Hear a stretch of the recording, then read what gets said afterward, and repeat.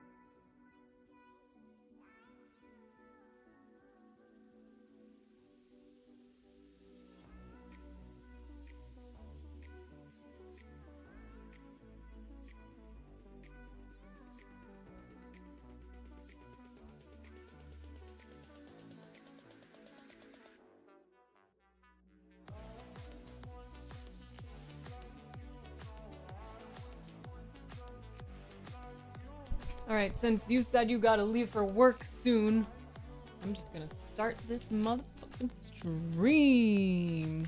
I just want to make sure I have all my things up. How do I do this?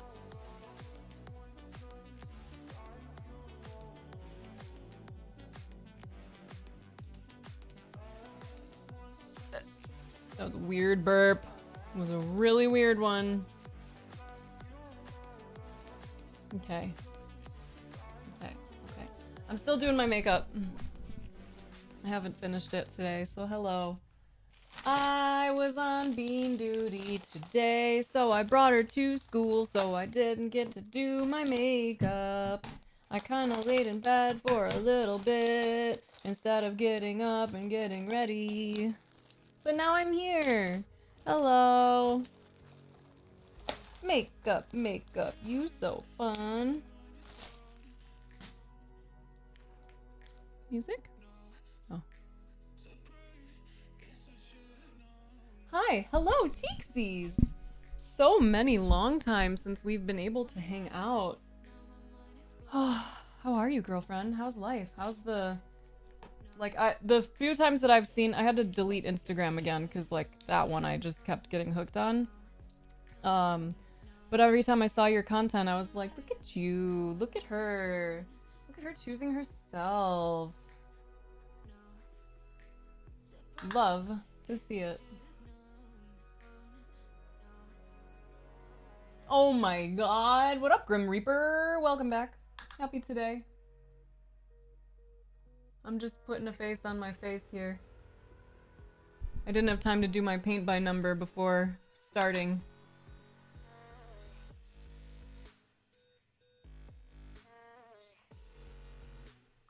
So, how are we all doing today? Pleb, Teeks, Doom, Grim Reaper, Jenny I think is doing other stuff. Smelvis, hello. You went to a different place today? Explain yourself. What do you mean?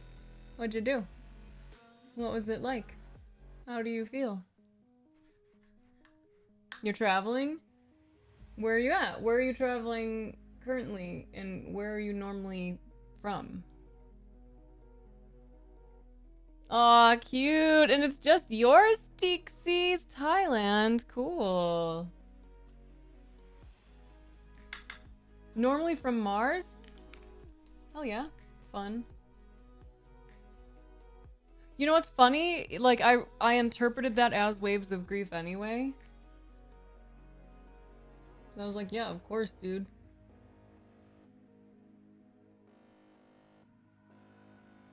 I totally poked myself in the eye when I started this.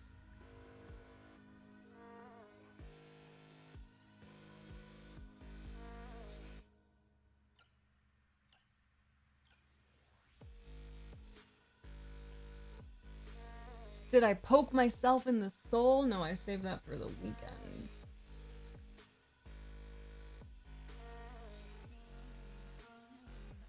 Emotionally complex, but overwhelmingly positive way. Okay. So what does your day and weekend look like? Penny Penny Pen? Penny Penny Penster?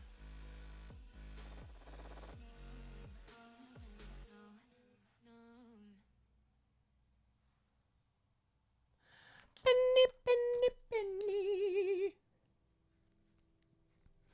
That's a lot of words. Words are great. This is very loud on this. I don't want to blast you guys out.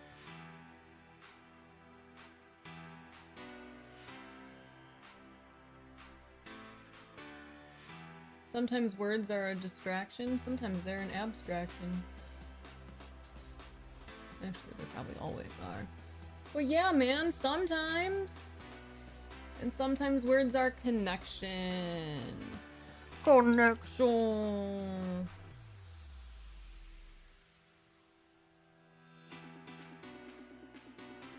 I have a meeting after stream today for a women's empowerment conference. that I will be speaking at next month. I am excited.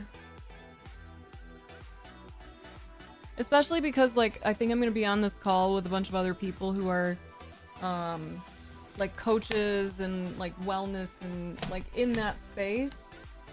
And I think I previously would have felt a little nervy about, like, showing up and not being, like, bright and cheerful. Well, like, cheerful I feel anyway, but, like, you know, in terms of, like, my appearance, I would have felt nervous to show up and not be, like, super feminine almost. And today I'm like, you know what? This is what I do, and it does not matter what I wear.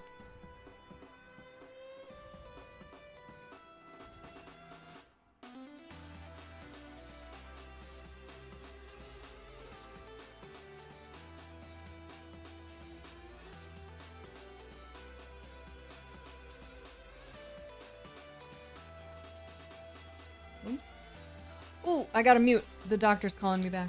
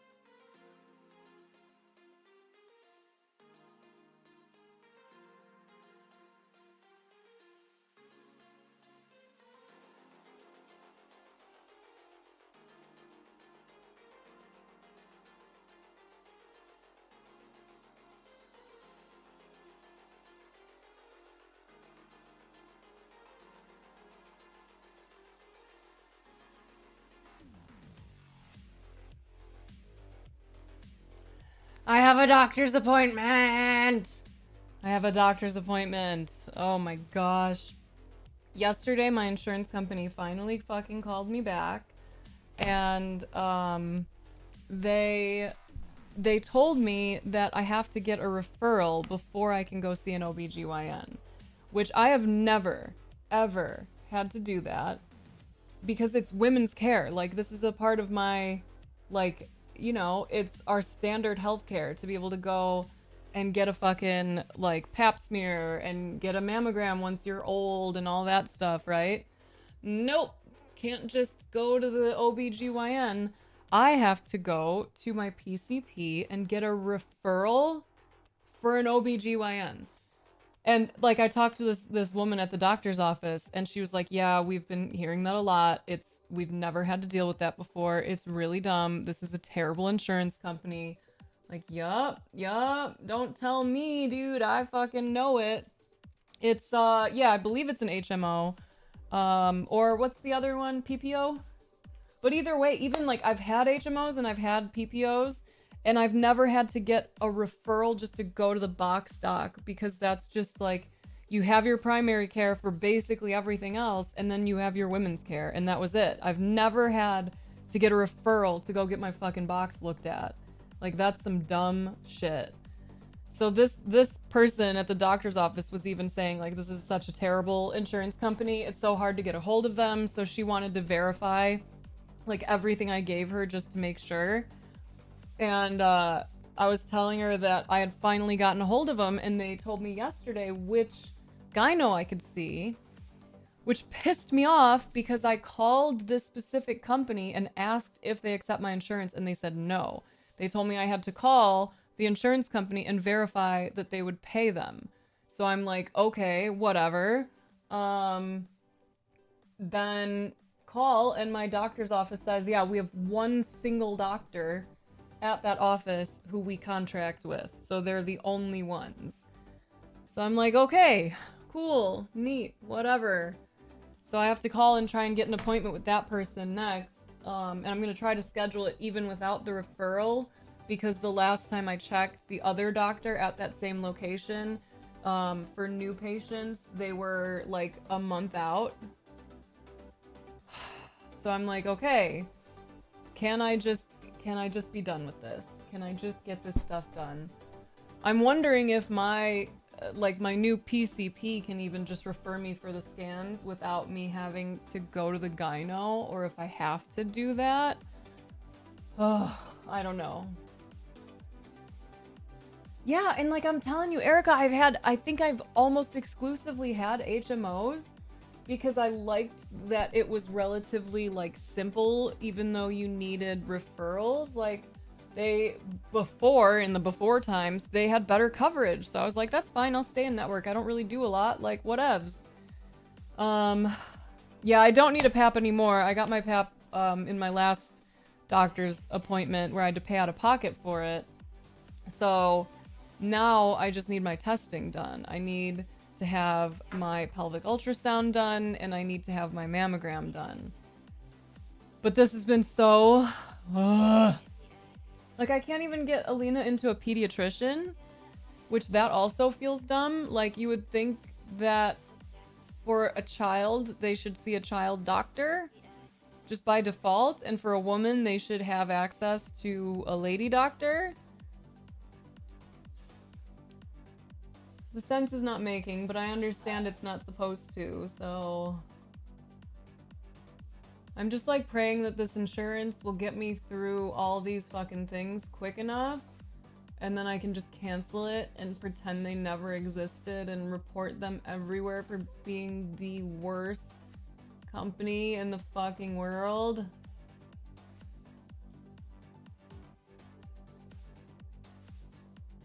Oh, I should probably call and see if I can switch my appointment right now, actually.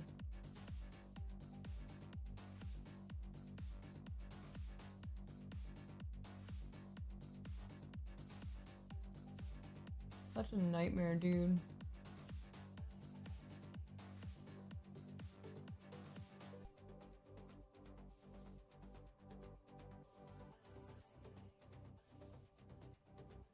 Morning, Dabs. Morning. Alright, yeah, I'm gonna mute just... This should be a quicker thing, but I'm gonna try to make this appointment with this other doctor really quick. Okay, enjoy your work, Lurk! I love you, you're beautiful! I'm gonna see if I can get this done, because I'm so ready to not have to fucking think about this.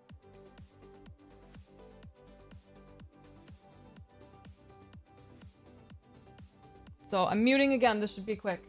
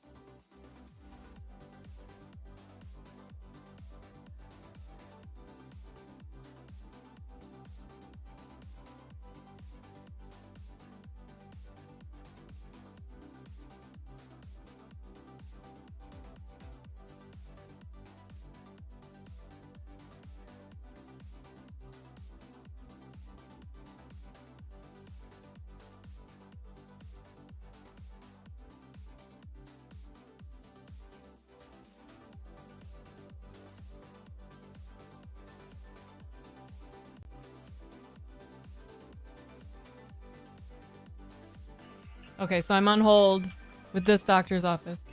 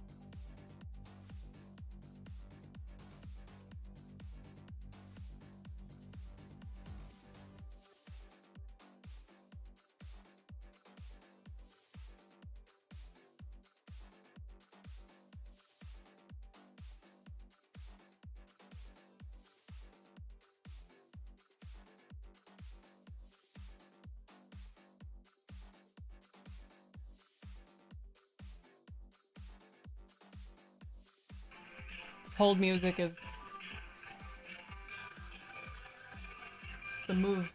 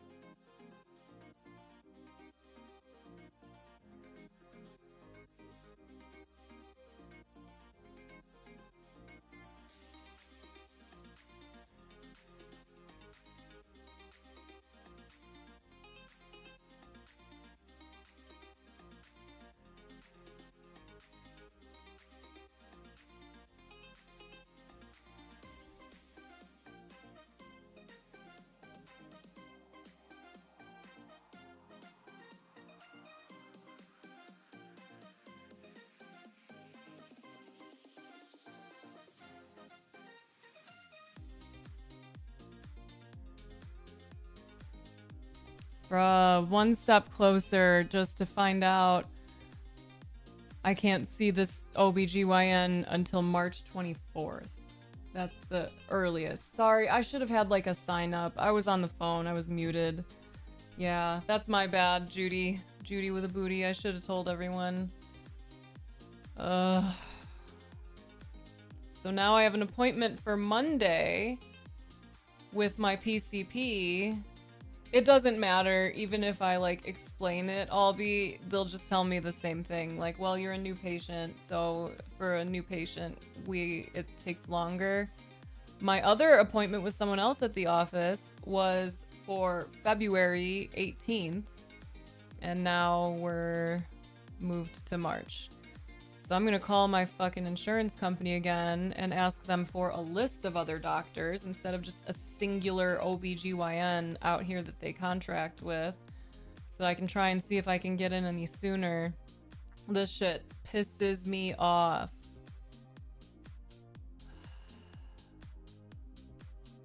And also, I tried putting in these earrings the other day, and for whatever reason, my ear hole just like didn't want to. I think because I typically use more straight back than like a curved one. But yeah, it's like slightly infected now, so I'm trying to just keep these earrings in and let it heal again. That's so fucking dumb. Ooh, I hate this system so much. I fucking hate it.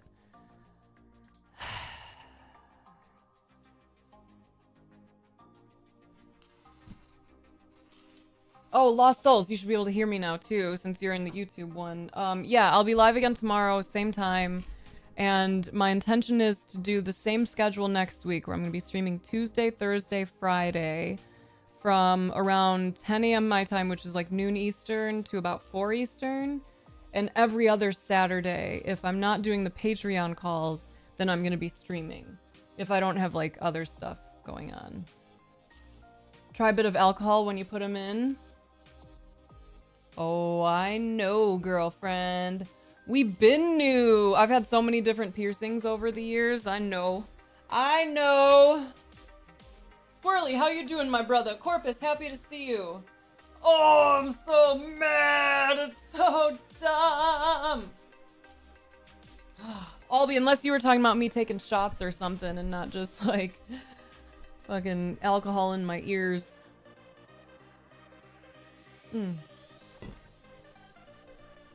Oh, I'm sorry, MG. That sucks. I just saw your message. I'm gonna call this fucking doctors, or not the doctors, I'm gonna call my insurance company again, because I'm just gonna be on hold for a million forevers. Oh, sis, what's up? Neat. Oh, that's cool. It shows on here. I didn't even realize that. Ah! Okay, we're learning stuff. All right, let me just... Where's my fucking...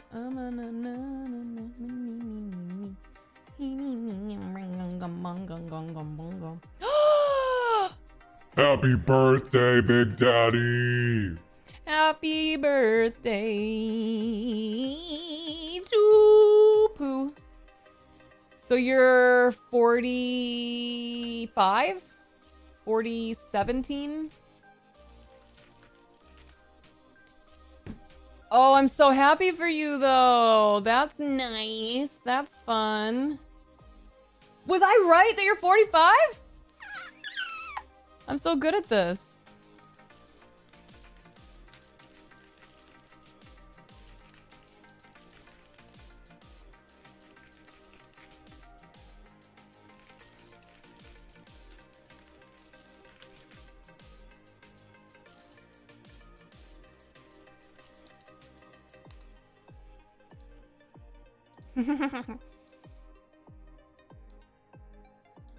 I feel like this is gonna end up having to come up more often, so I'm just gonna... There.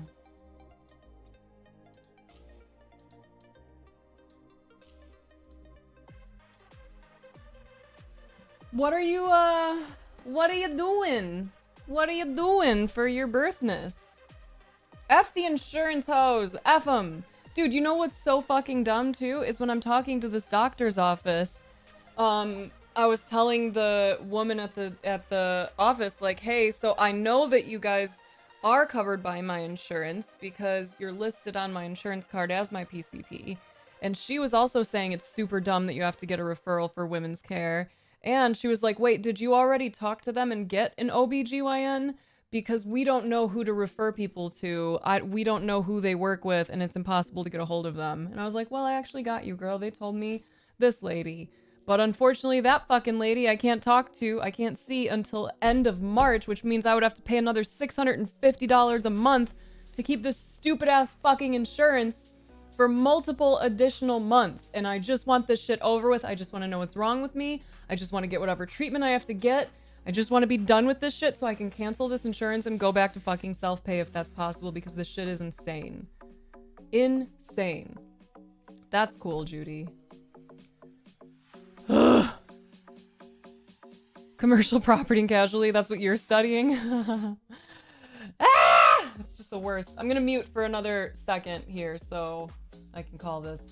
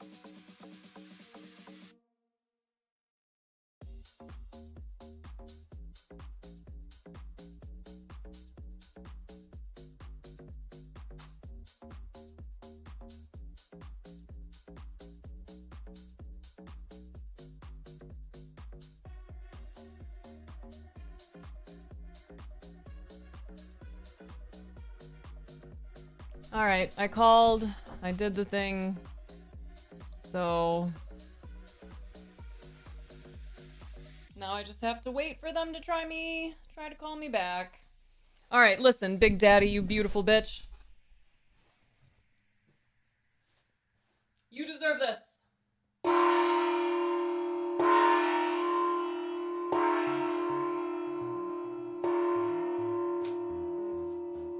For being such a beautiful bitch. And for being a birthness. I guess you're back. Ugh. Are you gonna tell me where you went? All the messages I sent with no reply. That shit pisses me off. Go to the hospital and exaggerate. I have considered that, Albie. But you're also a white guy. I'm a woman. So, in theory, they will. But I also know that women's pains are very often ignored, downplayed, minimized, whatever. So there's also a good chance that I'll go in and say, like, I'm having severe abdominal pain, and they'll be like, yeah, you don't look like it. It's probably just your period. It's probably just cramps. It's probably just PMS. Go home. Or anxiety. I've seen a lot of women say that that's what they get told when they complain of stomach discomfort, is like, it's anxiety. Go home.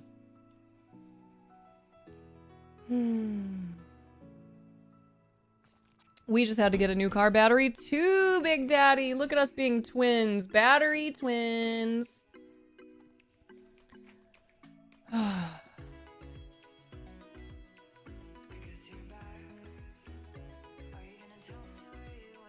Okay. Here's what we're gonna do, children. I want to make new alerts today. And you're gonna back it up and dump it. No, but actually, here's what I want to do. I want to make it so that whenever someone subscribes, that they bless the whole chat with something. So what I was thinking is, the first one I'm definitely going to record is that whoever subscribed just blessed everyone with good poops.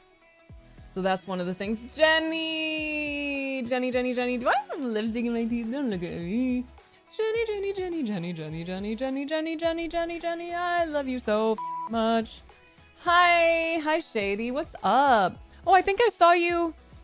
You followed an hour ago. Oh, that makes more sense now because you were doing the thing. Thank you. Hey, Jimmy DeHarry. L, what's up? How did you enjoy the rain meditation? I actually did one on stream yesterday too, so that's so funny. Don't let it go. Make sure to ask for the name of the physician in charge. They may image you just to avoid liability. But then I'm gonna be dealing with like a way bigger cost if I have to go to a fucking hospital for this. I'm really tempted to though, Albie, because I'm so sick over this stupid fucking insurance, and I really I don't want to have to try to come up with $650 a month for this insurance. I don't want it. I want to be done with this. I just want to go back to self-pay because aside from this, we were reasonably healthy. Ooh, nice. Ugh, I want to get our updated vaccines, and I want to do that. Yeah, I appreciate that, Albie. I appreciate that. I know that you know the system really well. And I also know that, the system as it exists for men, especially, white guys, is not quite the same as the system when it comes to women. Even though I do have all the privilege of a white woman, it's still, there's still more of a chance of me being ignored. That's interesting. You got left behind, so you don't have the fancy green box? No, but do you know what you have on my screen? Whiskey Tango Foxtrot TTV! You have a beautiful glowing pink box on my screen.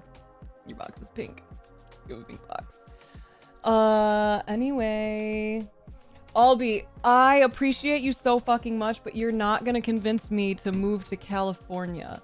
As much as I would love it, the cost is not the only factor because we wouldn't have people out there. And that sucks. So I feel stuck here, man. I feel fucking stuck. All right? It sucks. I would love to be okay, we're gonna go back to Illinois, or we're gonna go someplace, and we can't. We fucking can't. Oh my gosh, is that new to you? Love that for you, though. You discussed busy minds, how it makes it difficult to meditate. Yes, which is when it's the best time to meditate too, when your mind is all jacked up. Jimmy said that he can get there when he's hunting. Oh, hey, Aaron, I totally missed you. You snuck in there. What's up? What's up? Yeah. Just across the border, an option that we considered. Kind of, but again, we would be starting all the way over. Because here we have family now, we have some friends we've made, we've got more of a support system, we're starting to and we have this house, we would not find a house anywhere near this, oh Jesus, anywhere near this size for anywhere near this cost. So we would have to downsize, we'd have to spend more to have a smaller house, to have fewer people around who can actually support us and help us. We'd have to find new schools. So no, it's not an option I considered. Have you met Frisky yet? Hey, because she does almost look, hey, no, we talked about this. Down. Frisky, get down. Come here. Come here. You're needing some love. I see you. Everyone wants to see you.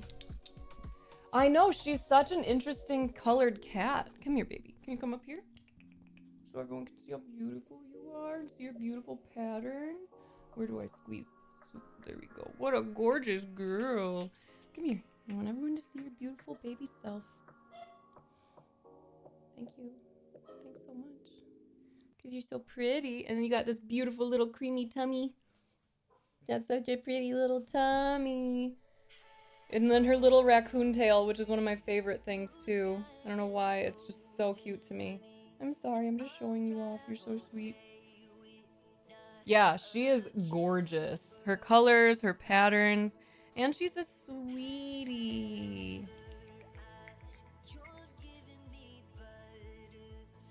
Oh, thank you. Thank you. You know what's interesting though is she's not much of like a purr. She doesn't purr much. She snuggles. She's very loving. She's very vocal, but she doesn't purr all that much. So when she does, you know it's like really good stuff for her. Oh, she's purring right now. She looks like your baby? Aww. We got a little purr. We got a little purr.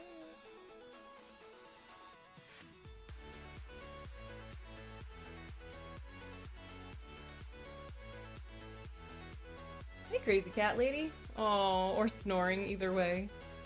You wanna get down? Yeah, go ahead. Sometimes this is how I have to work. She'll come, oh, thank you. She'll come sit in my lap, and I have to hold my hand here, and she just sleeps with her little paws on my hand like this. Oh, I'm sorry, I stopped petting you.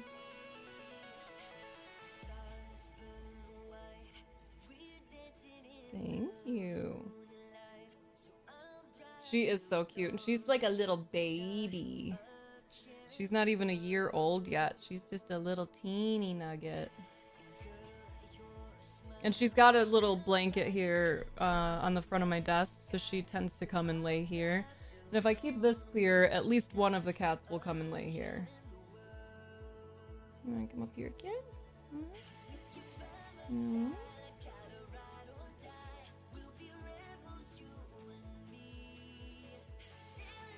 You want that paw back?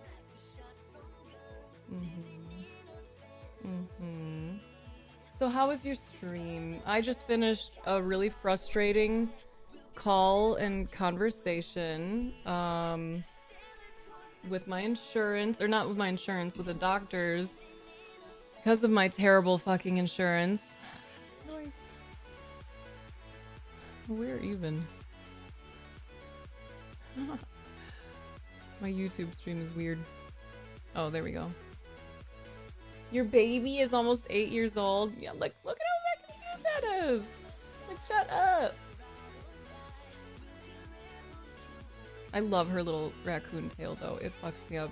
And when Alex was playing with massager that he found and remembered we have yesterday, and he was like using it on the dog, on Lucky, my birth mom's dog, and then he showed it to Frisky and she puffed up. And it was so fucking cute how big her little puffy tail got. And I was like, I can't do this. Not daily, but I do eat yogurt more than I used to. And that's neat. Oh yeah, I need you all to offer me suggestions on blessings. Also, why do you ask, Albie? Because the first alert I'm gonna record, and I'm gonna start creating these alerts today. Oh, sorry, is that my hair getting you? I want, if someone subs, for there to be the potential that everyone in chat will be blessed with good poops. But I was also thinking like blessing people's snacks, blessing them with nice weather. What are some other like random, weird, goofy, fun, wholesome, any of those things? Hi Jade, how are you feeling today? What are some other ways that I can bless people so that when they sub and the alert goes off, everyone is blessed? What was that? Dreams. That's a good one. I'm gonna make a list. How long you can expect some poop issues? Cultured Greek yogurt daily? Oh boy. That probably depends on the tummy tum, right? Okay, so dreams, good poops. What else? What else?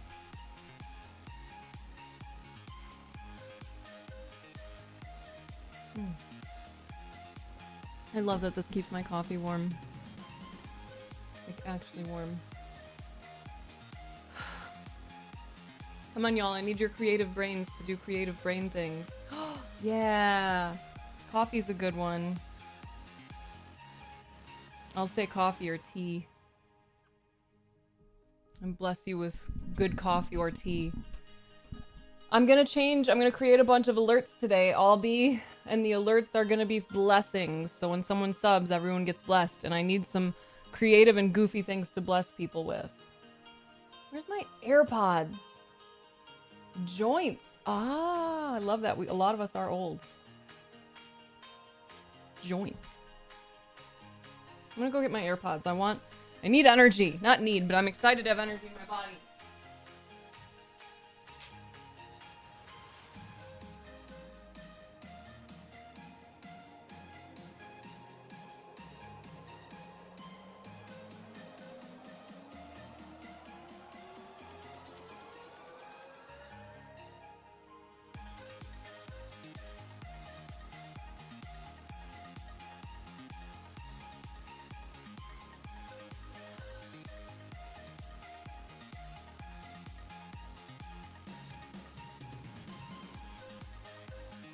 Speaking of blessings, this is the queen, Queen Mimi herself.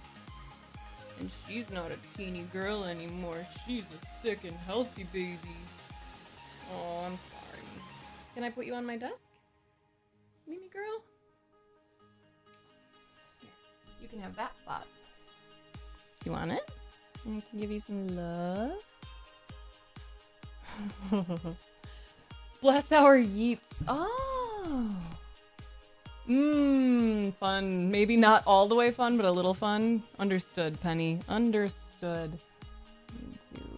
Yeah, that's better. Melphis, you and I are doing it. We're doing it. Bax is good.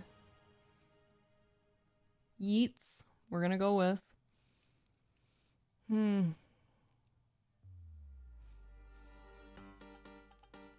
I'm gonna say wallets. Gonna bless your wallets with more money. Ooh, bless your butts? Yeah. Some people probably do want a nice, juicy booty.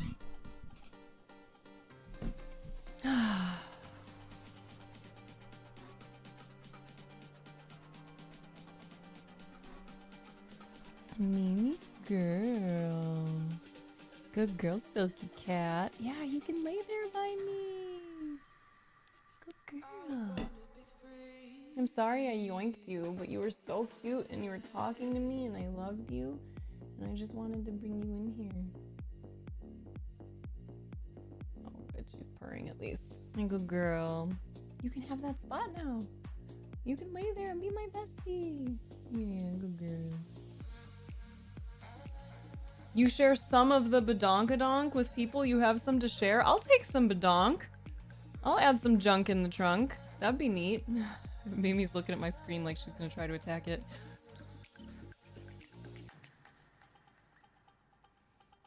I'll take some extra cheekage. Oh yeah, I went and got my fucking AirPods so I could listen to this music. I don't know what we're listening to exactly. I just know I looked up some copyright-free stuff today. Because I needed something more than just like lo-fi. I needed some yenergy.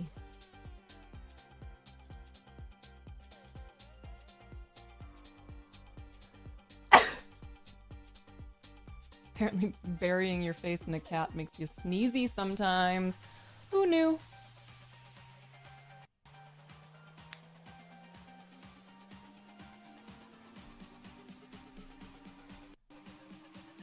Why did you unconnect? You disconnected. Why? Let's try that again.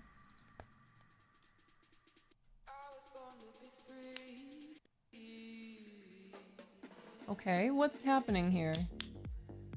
AirPods. You son of a... Okay, we're gonna remove the device and we're just gonna try over. We're gonna start over.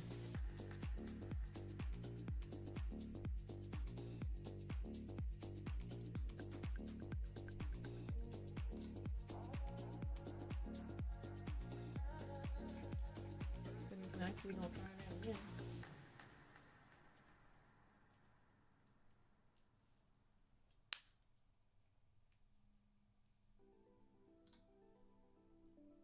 Yeah, done.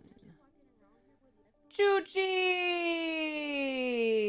Aww.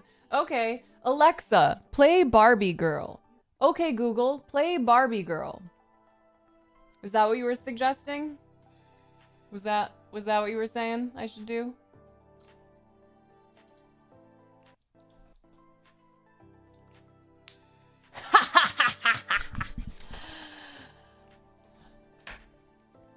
Alexa, play Strokin' by Clarence Carter. Okay, Google, play Strokin' by Clarence Carter. That's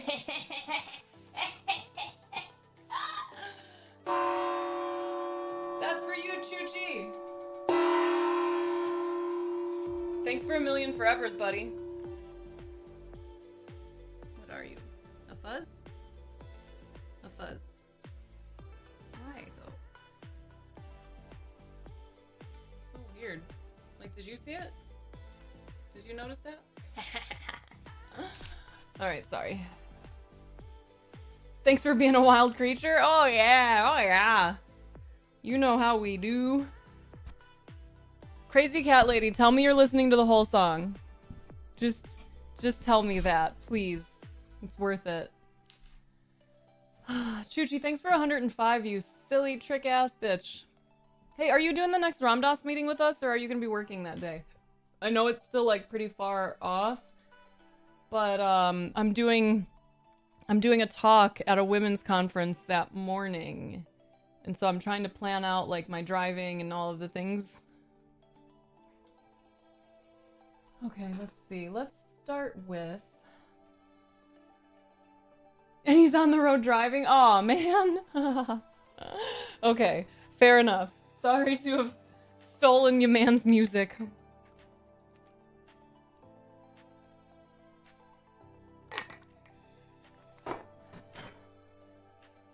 Okay, cool. No massive rush. It was just in my brain. Okay. Hold on, I gotta get my voice, like, ultra calm.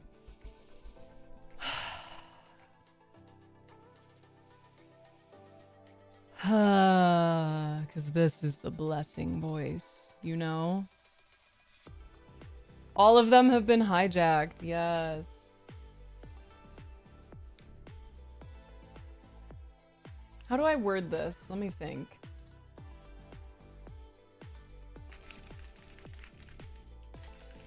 I need it to be short.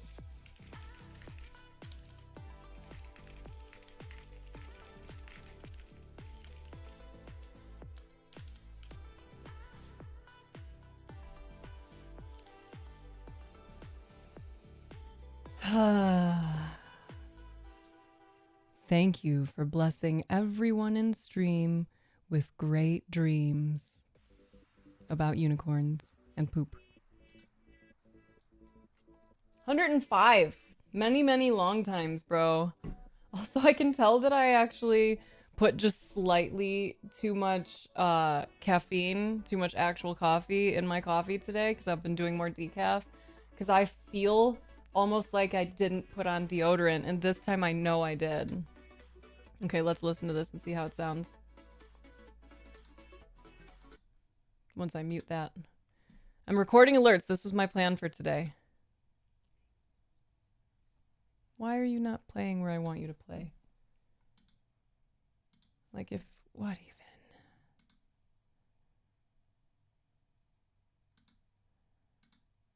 Thank you for blessing everyone in stream with great dreams.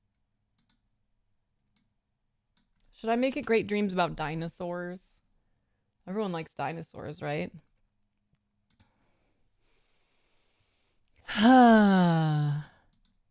Thank you for blessing everyone in this stream with great dreams about dinosaurs and pizza.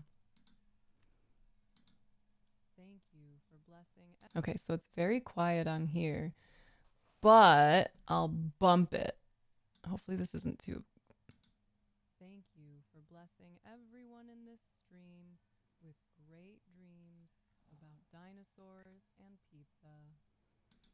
And dinosaurs eating pizza, maybe. All right, we're going to try this. We'll see if I need to adjust. Give me your fucking money. Where is it? Give me your fucking money. That one's loud. Oh, sweet girl. Sweet girl. Audio files. Stream alerts. Great dreams. No, baby. You can't rub your sweet little kitty face on the keyboard. No. No.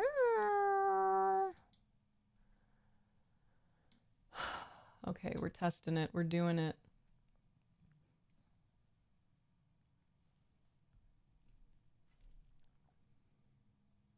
Yo! Okay, this is good news though. My older sister just texted, great news, just got a call from the hospital. The pathology says they got out the whole tumor. The margin tissue had no cancer cells and the surrounding skin tissue had no cancer cells either. My mom is cancer free! Yee! Hell yeah, bro! That's exciting.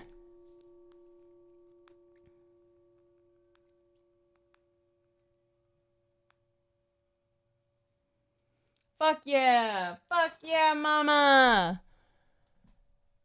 That's nice to hear. Ooh, that made me emotional. I was worried about that lady, dude. My mom is 87. And for those of you who weren't around, like, we found out the day after I found out that I might have cancer, I found out that my mom has stage 3 breast cancer, or had. And because she's 87 and has emphysema and like COPD and all these other issues, there was like, we weren't certain what was going to happen. We didn't really know exactly if they were going to be able to get it out because she couldn't do like general anesthesia. They had to try to do something local, but they had her surgery on the 9th. And I am so fucking happy. That's nuts.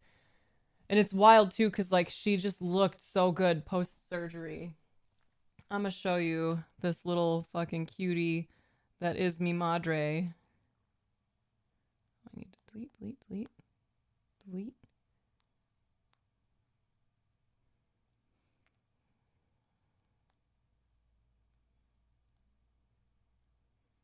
Look at my little cutie ass mama. Oh wait, I'm not gonna be able to say this. Look at my little cutie ass mama. In her little bear's fit, looking so fresh and froggy. This was like the day after she got out of surgery and got to be home. She was so happy to be home in her fresh bear's fit, cheering for the Bears dub. So cute. Oh, I hope that she's all right, crazy cat lady. Da bears. Da bears, da bears, da bears. Okay, let's do subscriptions.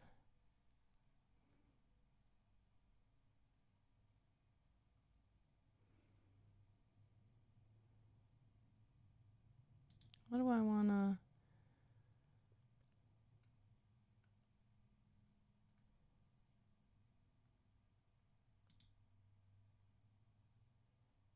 Okay, let's try a variation here.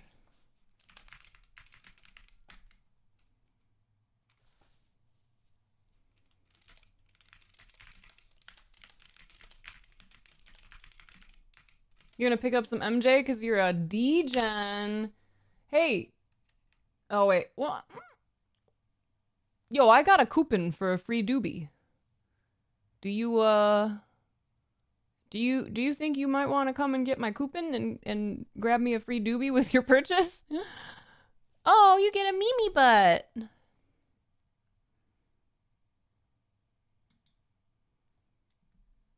Okay, condition.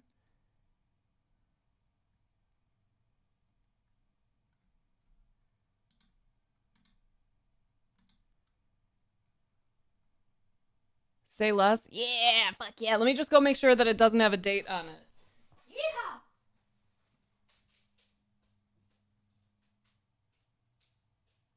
Baby, my mom is cancer free. They got all the tissue out. I know, right? I know, right? No wonder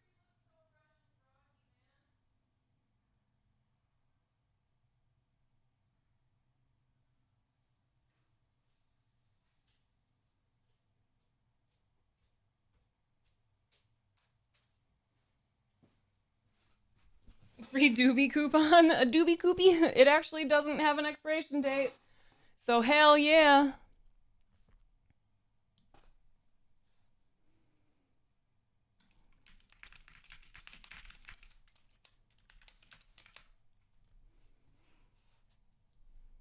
Okay. Where's the audio?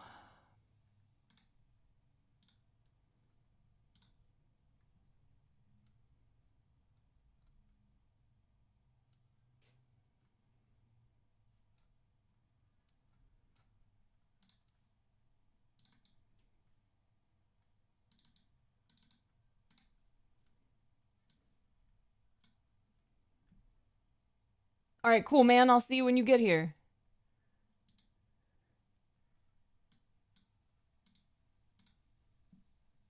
Select. Now let's test it. How do I? Oh.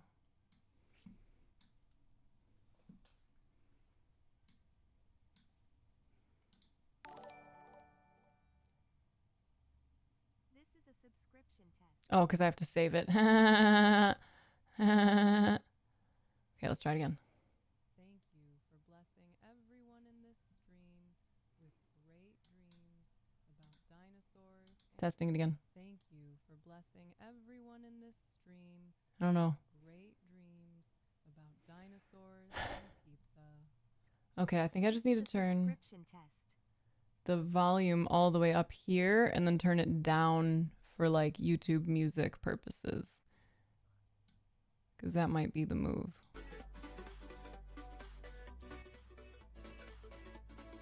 So if we're playing music and I run this alert,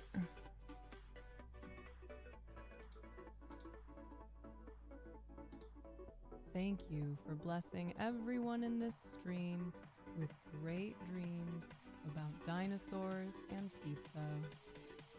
This is It a worked? subscription test. My insurance company's calling me. Gotta mute.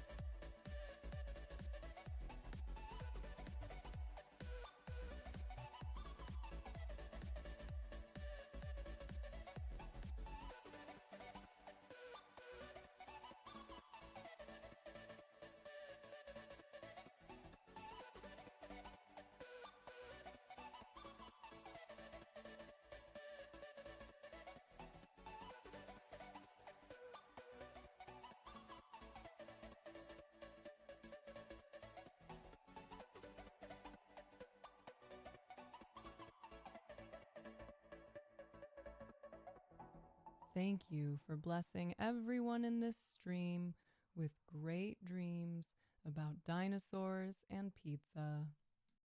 This is a subscription test.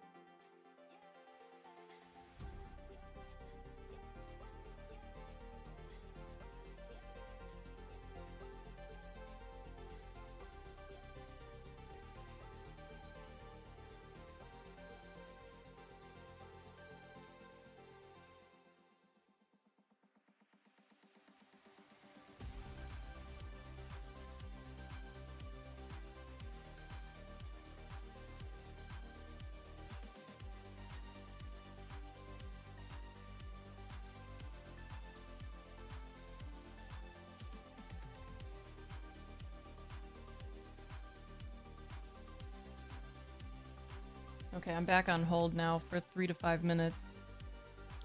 Oh, this insurance is the worst. The worst. I'm recording every call with them, and I have to say, I really love that Apple like included that feature that you can be on a call and just hit record, and it's like, this call is now being recorded, because I want them to know.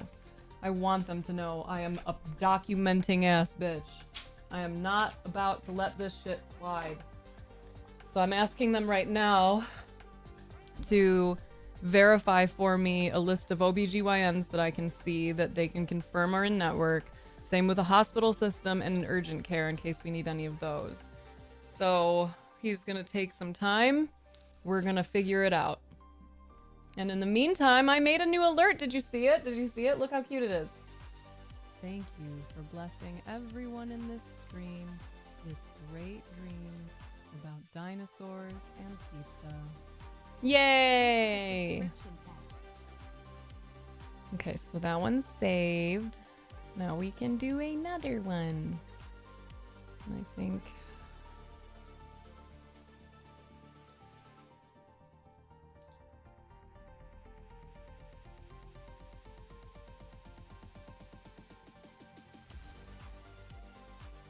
Does this work? This is a subscription test. I want her to growl really loud. We're gonna try that again. This is a subscription test.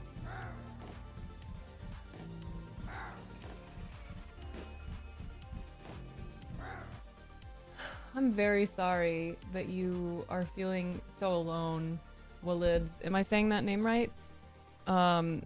And you don't have to have a purpose. That's okay. Like, you can come up with one, you can make one up, but you existing is pretty fucking incredible. Like, that's a great start. You're a human being, and that's awesome. Oh, I'm sorry that you have to be in this situation too, trying to fight for your baby.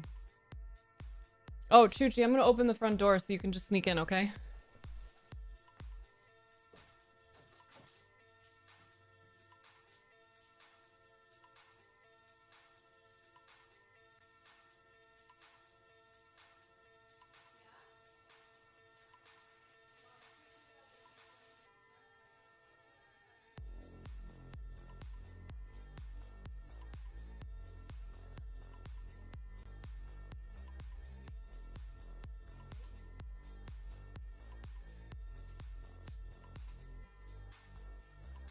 Would you like to tell me how to say your name properly? Hi, Johnny. Happy today. Happy today. I usually am pretty good with phonetics, so if you just break that down for me, I should be able to get it. Crazy Cat Lady, thank you so much for that follow. Blessings on your house and your butt. Walids, thank you. Thank you. Just be here.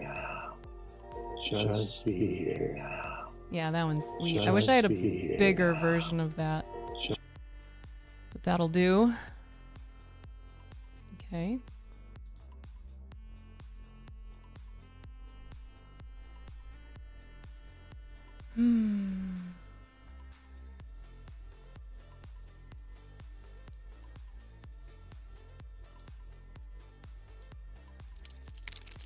Oh yeah, that one's still good. This is a subscription test. Are we rolling up in here? Not currently. What time is it?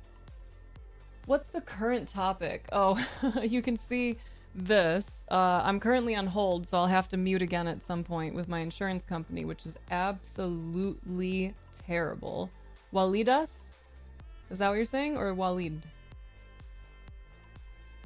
Walids? Walids? What did the fuckers do now? They're just terrible, dude. I've been trying to get a hold of them since my insurance started on the 2nd. Like on the 1st, but you know, like I called the next day. They are impossible to get a hold of. It's so fucking hard. I'm paying $650 a month for insurance I haven't even been able to use yet, which has been infuriating. They're forcing me to go through a PCP, $650 for just me and my daughter. Forcing me to go and see a PCP before I can just go to a typical fucking box doctor, which is super dumb. Okay, bye, Albie. And one of the times when I called them, because you can't just call and get someone on the line. You can't call and stay on hold and get someone on the line. They force you basically into their callback system.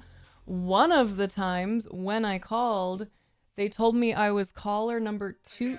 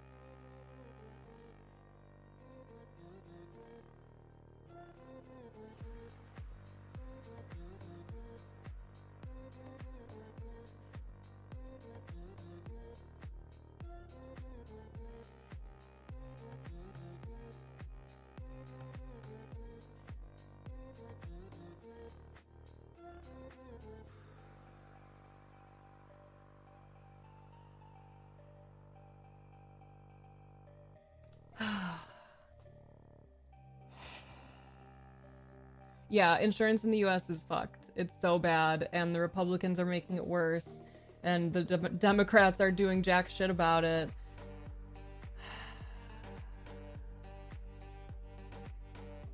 They have no right denying it. Dude, it's so ridiculous that a person in an office can just be like, oh, your doctor, the person who went through all these years of schooling, your doctor said that you need this? Well, I disagree. I don't actually think you do. Sorry. Like, that's some fucking, that's some shit. Let's test this. Can't be walking around here with leftovers. Okay, that one's a little louder. Say no to skid marks, fool.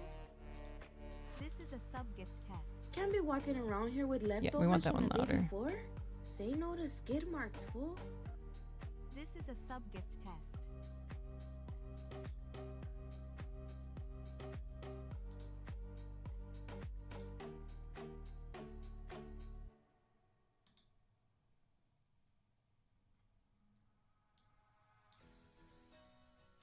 I'm adjusting my alerts while we're doing this.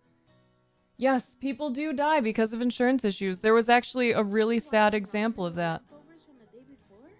Say no to skid marks, fool. There was a really sad example of that with a young dude. He was like 20s, and he couldn't afford his inhaler anymore.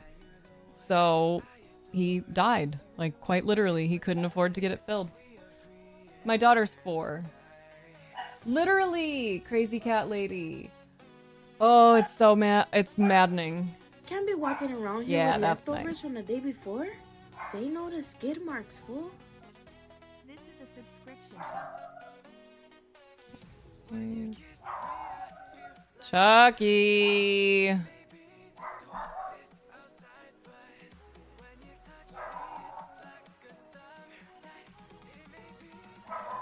Oh my goodness.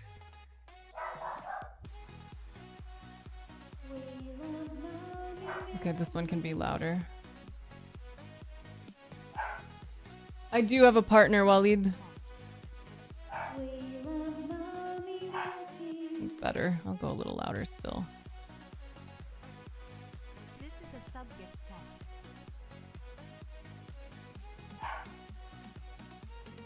That's terrible, Chani. My photography, I did at one point, Philippe. I don't think I have much of it. You might see some, like, if you scroll far enough on my Instagram. Sorry about the barking. I can't really easily check my texts right now either, because I'm on the call. Okay, let me run this out to Chuchi real quick.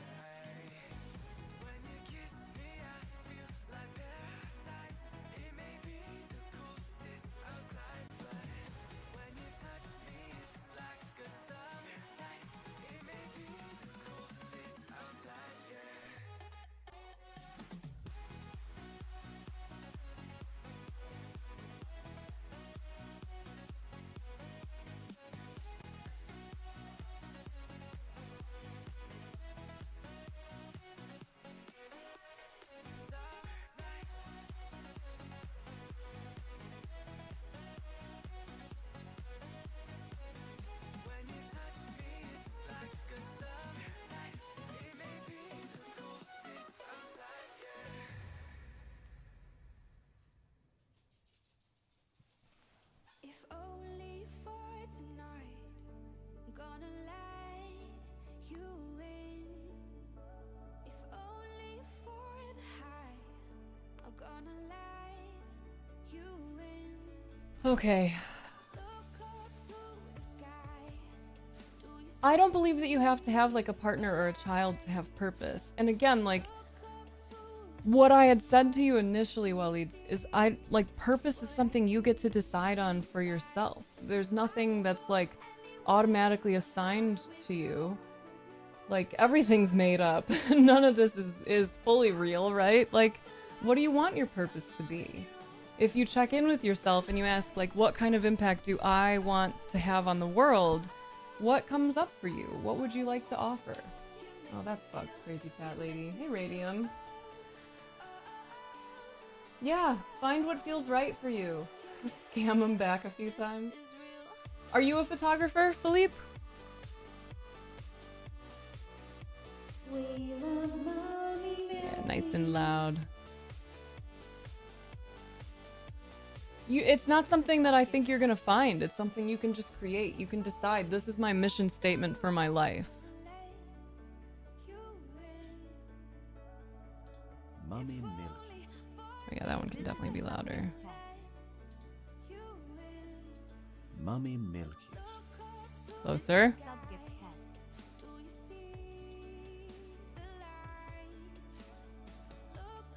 You don't want to have an impact on the world? You couldn't care less? Mummy It's- Milkies. This is a My throat sub-gift just made that funny noise. It's interesting to hear you say that, given that you're in here kind of like talking about this stuff, right? What's coming up for me Mummy Milkies. is that a part of you knows that you care even a little bit, and that you know you deserve better, that you deserve more, that you want to be more engaged in the world. What, Doom? What? You don't have a job? Well, the job isn't the only way to have an impact on the world.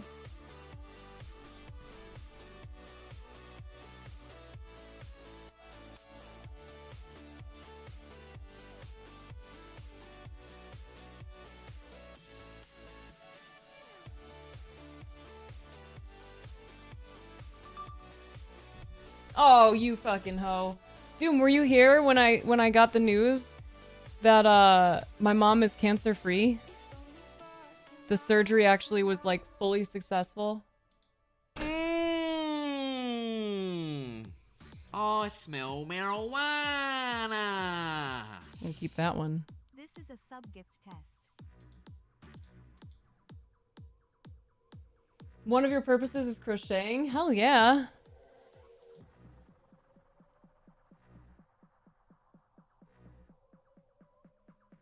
Wait, is this the same one? Mommy Milkies. Oh no, this is the bossy one. Mommy Milkies. Yeah, all up in your ears.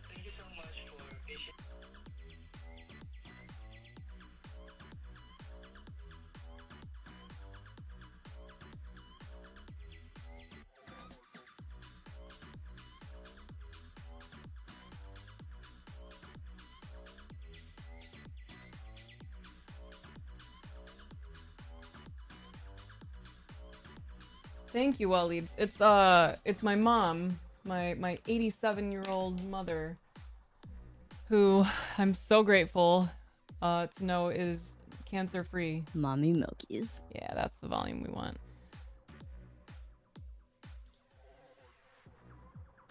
Let's see, what's this one?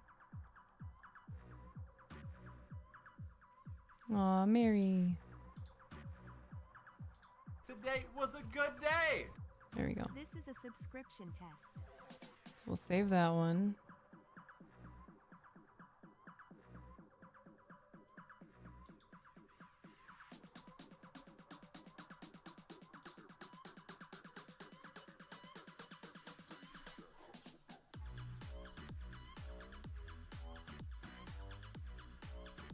Thank you, Shoop. I'm fucking stoked. And now I'm just dealing with the insurance, and hopefully I'll be able to find myself a doctor appointment that's earlier than the end of fucking March.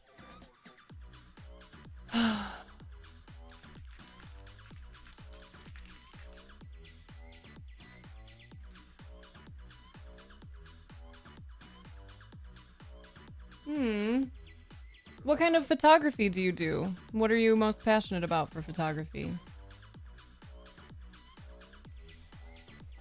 You want to fall in love? That's a really beautiful thing to aspire towards, to like work towards. I think that's gorgeous, Waleed. There's parts of you that know there's more, and I think that's pretty fucking cool.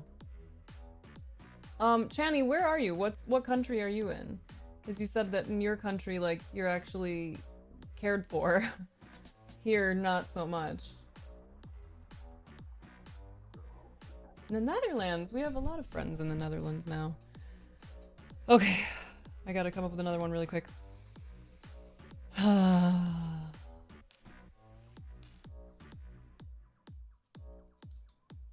Thank you for blessing everyone in this stream with good poops.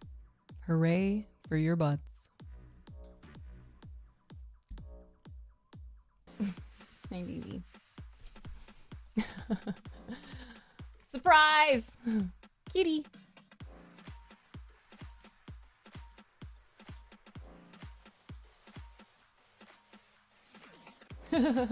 Just passing through.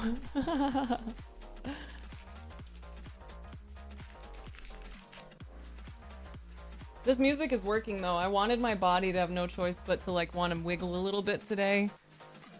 I was feeling that energy.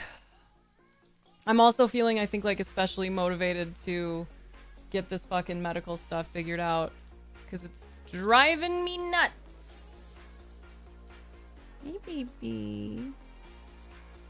We need some snuggles. I know. Oh, you had a chipmunk that would do that too? That's so sweet.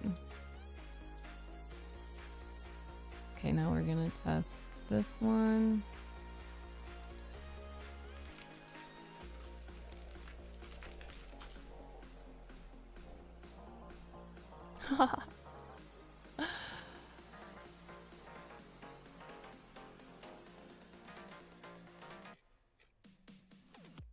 Perfect.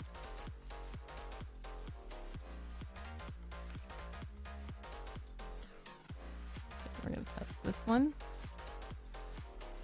Thank you for blessing everyone in this stream with good poops. That's me, Hooray and that's you. for your butt. Me, This is a then you. subscription test. She really does, and she also this cat. If I'm scrolling, almost every time she will come and get in between me and my phone, and I appreciate it so much. Okay, what's the next blessing we're doing?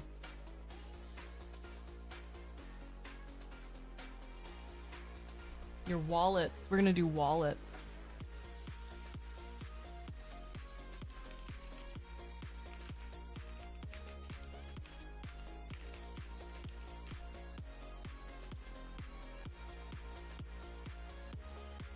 How do I phrase it?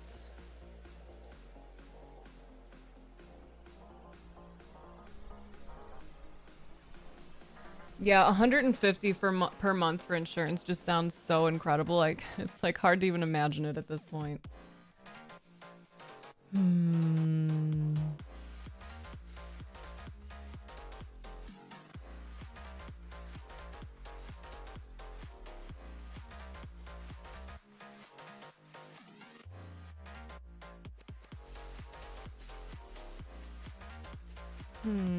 Kids insurance is free, as it fucking should be. If I didn't have a cat in my lap, I would be raptor screeching right now.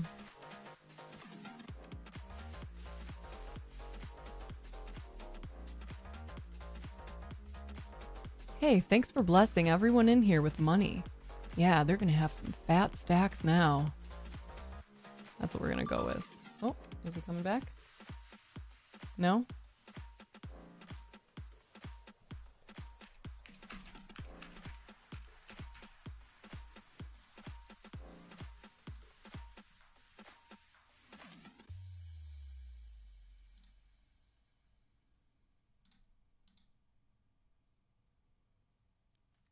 Yeah, your health really is. It's really fucking important. Really fucking important. So when I'm done with this call, because I don't want to get interrupted, I'll explain like some of the shit I've been dealing with this fucking insurance and why I'm even doing this. But he said he's only a couple minutes away. So I'm gonna try to finish this and then explain where we're at.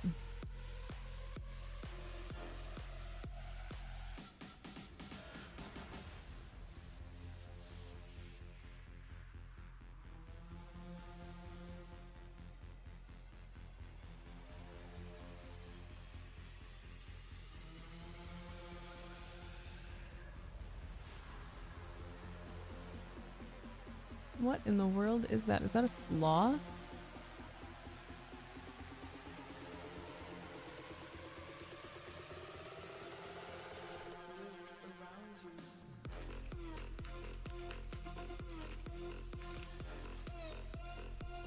It's so exhausting, Jade.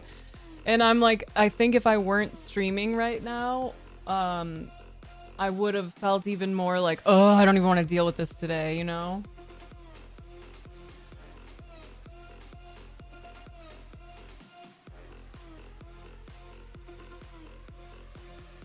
Ugh. These companies are making so much fucking money off of us. What supplies are you going out for? Open your mind.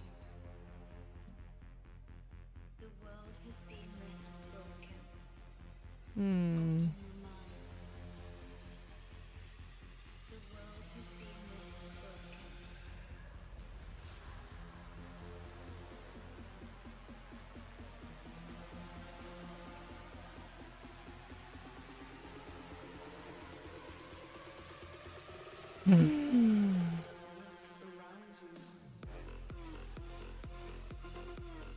Are you all feeling like amped from this music too?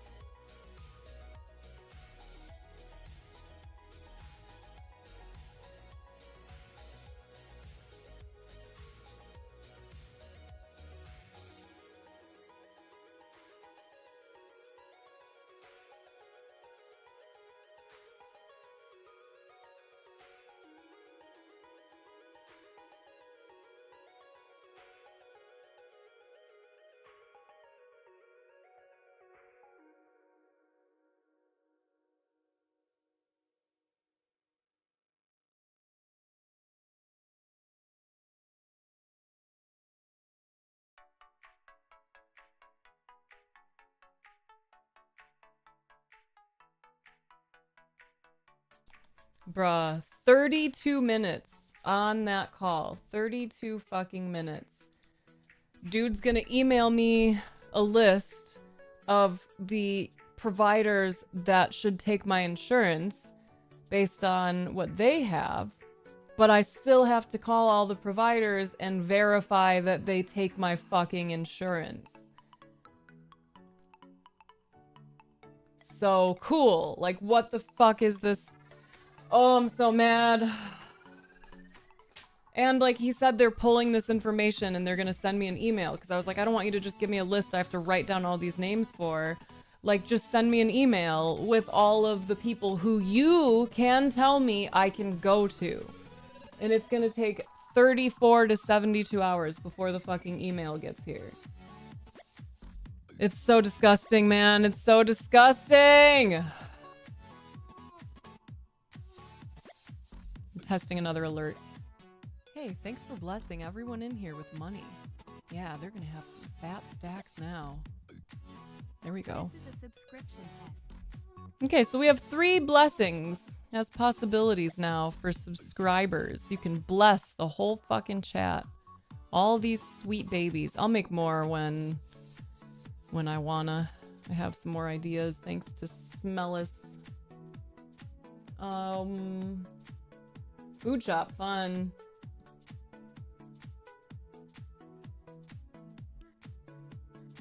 Jeez, that's wild, Tony.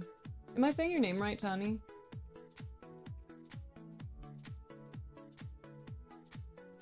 Yeah, Medicaid for sure.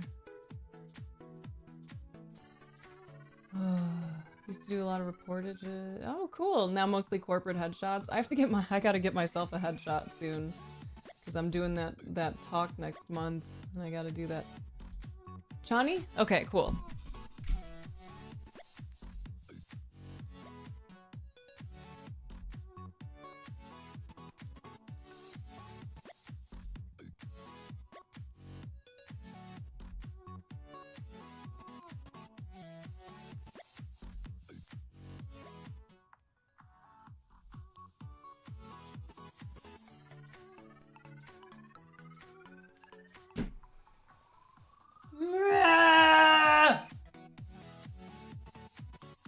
Flyway, what's up, my brother? Okay, so I'm gonna do the quick TLDR. This is why I'm like so frustrated, because I've been dealing with this since actually November, right? So in November, I went back to Illinois and then like Wisconsin for my niece's wedding, because I'm originally from Illinois. While I'm there, I am getting ready to go help her set up for her wedding. And I go to pee and I'm having my period. So I because we're out and we're doing all kinds of things, and I didn't want to feel like I was wearing a diaper, and I didn't want to have to worry about changing my period underwear. I had a tampon in. So I go in to check the tampon, and there's like a lump right next to my box, right? And I'm like, that's not a thing that's usually there. And so I push it, because of course I'm freaked out. I want to know what the fuck it is. And it's very like soft, and it basically just goes back in when I push it. So I'm like, oh my God, we were just talking about prolapses and how those are possible for people. Is that what this is? So I look it up, find out that it's probably a prolapse of some kind, because if you blast out a baby, and even if you don't, your pelvic floor weakens over time. And so like I had been told to make sure you do your Kegels, which like whatever, I do my Kegels. No one told me when I blasted out my child that Kegels are not just to make sure you don't like pee a little when you sneeze, which I've never had an issue with, or whatever. Like I thought it was a pretty like vanity thing, like that they were kind of just recommending it so you can get nice and toit again. So I did them, but I didn't know that it was such a fucking serious thing, and that if your pelvic floor weakens, some of your internals can start dropping the fuck out. So my bladder has apparently decided it doesn't want to stay where it is, that it would like to descend. So my bladder was what was popping out there, right? It's uncomfortable, as one might imagine. It's not fun. And as I was looking into it, one of the things that it said is that heavy lifting can make it worse. Cool. We had just been through the airport with a 4-year-old and all of our shit. I was doing all kinds of stuff, that part, Chani. I was doing all kinds of stuff, so I probably strained it to the point where it like bulged out a little more. So I basically just had to deal with it. Like I was at a wedding, I had shit to do. So I was like, wow, part of my body is trying to like come out. That's a normal thing that I'm just gonna have to process and like do this whole wedding and stuff. So we get back and I start trying to figure out what I can do about it. And most of the things are kind of suggesting like, you know, sometimes it's not super serious. You definitely want care, but you can sometimes strengthen that area, whatever. So I tried, and maybe like a week, 2 weeks later, I was like, dang, it actually feels like uncomfortable. Like my body feels uncomfortable down there.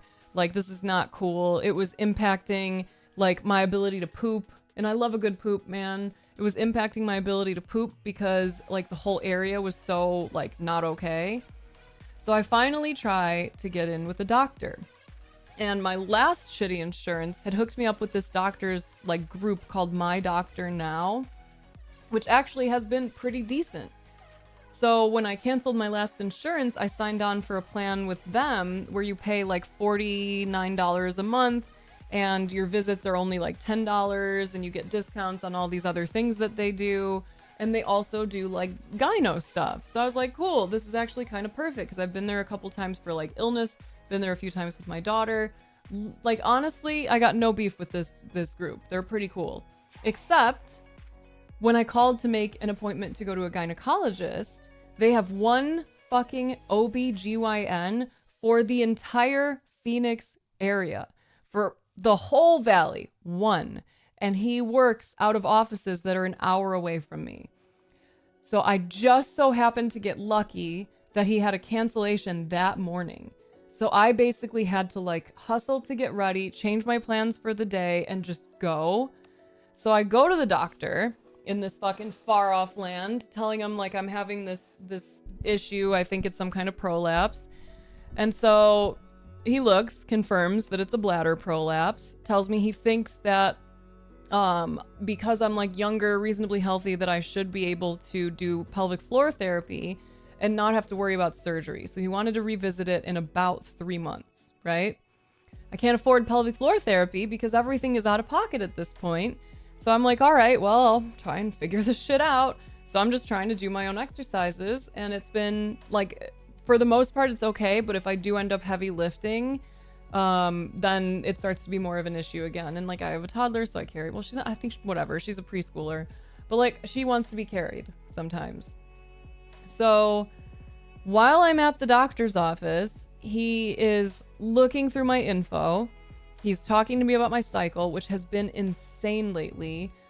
I've been telling my partner for like a year, something is different. My body doesn't feel the same. I feel weird. I don't know how to describe it. I just don't feel like myself. Hormones have been weird. I was having hot flashes for a while, and everything that I had found was like perimenopause. And I'm 39, so like that seems pretty viable, right? So that's what I was working with, is like, oh, I'm probably going into peri because it's fucking up my periods and like I feel insane sometimes. So that's what I was kind of running with. He looks at my cycle information and the stuff we had discussed, and he just goes, well, that's not good. And I was just like, what the fuck, man? Like, you've been a doctor for a long time. Why the fuck are you talking like that? So then he tells me he wants me to go and get a pelvic ultrasound. And dang, I don't have the paperwork. I gotta find that. Is that it actually? No. He wants me to get a pelvic ultrasound and like a level 2 mammogram. I always forget what the fuck it's called. Because he wants to make sure that I don't have something like fibroids, polyps, or cancer. So like the third thing he mentioned being cancer, me being the parent to a 4-year-old, like having cancer in my family, having friends with cancer, having lost people to cancer, like that sucked. So yeah, the shitty bedside manner for an old ass doctor who's been doing this for so many years, like what the fuck are you doing, man? So I was already pissed. And I was also shook because like, what do you mean cancer's a possibility? What the fuck, man? And then he completely dismissed my thoughts about peri. He was just like, no, it's not peri. Usually with peri, your periods get more spaced out and yours have sometimes been closer together. And I talked to a friend of mine who ran like perimenopause and menopause groups with women for like 10, 15 years or something. And she immediately was like, that's not fucking right. That's fucking stupid. And I was like, okay, good. Now I feel a little more validated.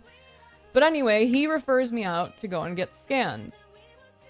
In order to get the scans out of pocket, they would have been like $1,500, which I don't have. So I was like, okay, I just have to process the potential that I might have something seriously wrong with me and wait until the first of the year when my insurance kicks in. Like, I have to get insurance. I have to wait till the first of the year when the insurance kicks in, and then I can just get into the doctor, get these fucking scans, figure out what's going on, and once I figure it out, I will cancel the insurance because it's too expensive. The last insurance I had to cancel because it was so expensive to maintain, I couldn't afford to go to the doctor. Like, that's such a fucking joke. So on the 2nd of the month, this brand new year, I right away went on the insurance company's website, which is Imperial Insurance, and started calling all of the OBGYNs in my area that were listed on their website as being doctors they work with. None of them actually work with my insurance company. Most of them had no idea. They had never even heard of Imperial Insurance. So it was such a fucking joke. So then one of the people, they're like, oh, we can schedule you for an appointment, but you're going to want to like call your insurance company, give them our tax ID, and confirm that they will pay us. And then if they say that, then we're good. Agreed, Shady. So I'm like, okay, fine. I will do that. So on the 2nd, I call my insurance company. Waited on hold as long as I possibly could. And eventually the system basically just like forces you into a callback. They don't let you stay on hold if they can avoid it. And it's all automated. So I say, okay, whatever. They're going to call me back based on my place in the queue. So I end it, right? They did not call me back. So then on Monday or Tuesday after that, I try calling them again. Same shit. They try to push me through to the automated thing to make sure that they just do a callback. This time I tried to stay on the line. The first time, they told me I was caller number 2034 in the queue. So I'm like, okay, fuck. So I tried to just stay on the line as long as I could anyway. And then eventually it pushes me into a callback. So I'm like, fine, whatever, fuck it. Then I try calling them again after a while. I don't remember how long. Maybe it was the next day or that afternoon. Called them back. So I was like, well, let me see where I'm at in the queue. 2,434. So I'm like, okay, fuck. I guess I just have to wait. So then they call me back that night or the night after at like 7:30 at night. And it just so happened to be the one time that I did not have my phone because my daughter was on my FaceTime talking to her grandma. So I missed that. So they didn't leave a message, nothing. I try to call back and the thing says that they're closed for the day. So same thing, call back again the next day, get forced into a callback. They don't call me back. I think it was the day after that. They call me back at 8:20 at night. This time I answered, no one was there. It was a deadline, just nothing. So I'm like calling out, I'm pushing buttons to see if maybe there's some kind of automated bullshit, nothing. So again, I call back and the thing says they're closed for the day. So, okay, fuck me then. So same thing, back in all this bullshit, keep calling. I finally heard from the insurance company 3 days ago. And the member services person who called me back was like, I actually can't help you with that because I was asking her to confirm a doctor that I can actually go to.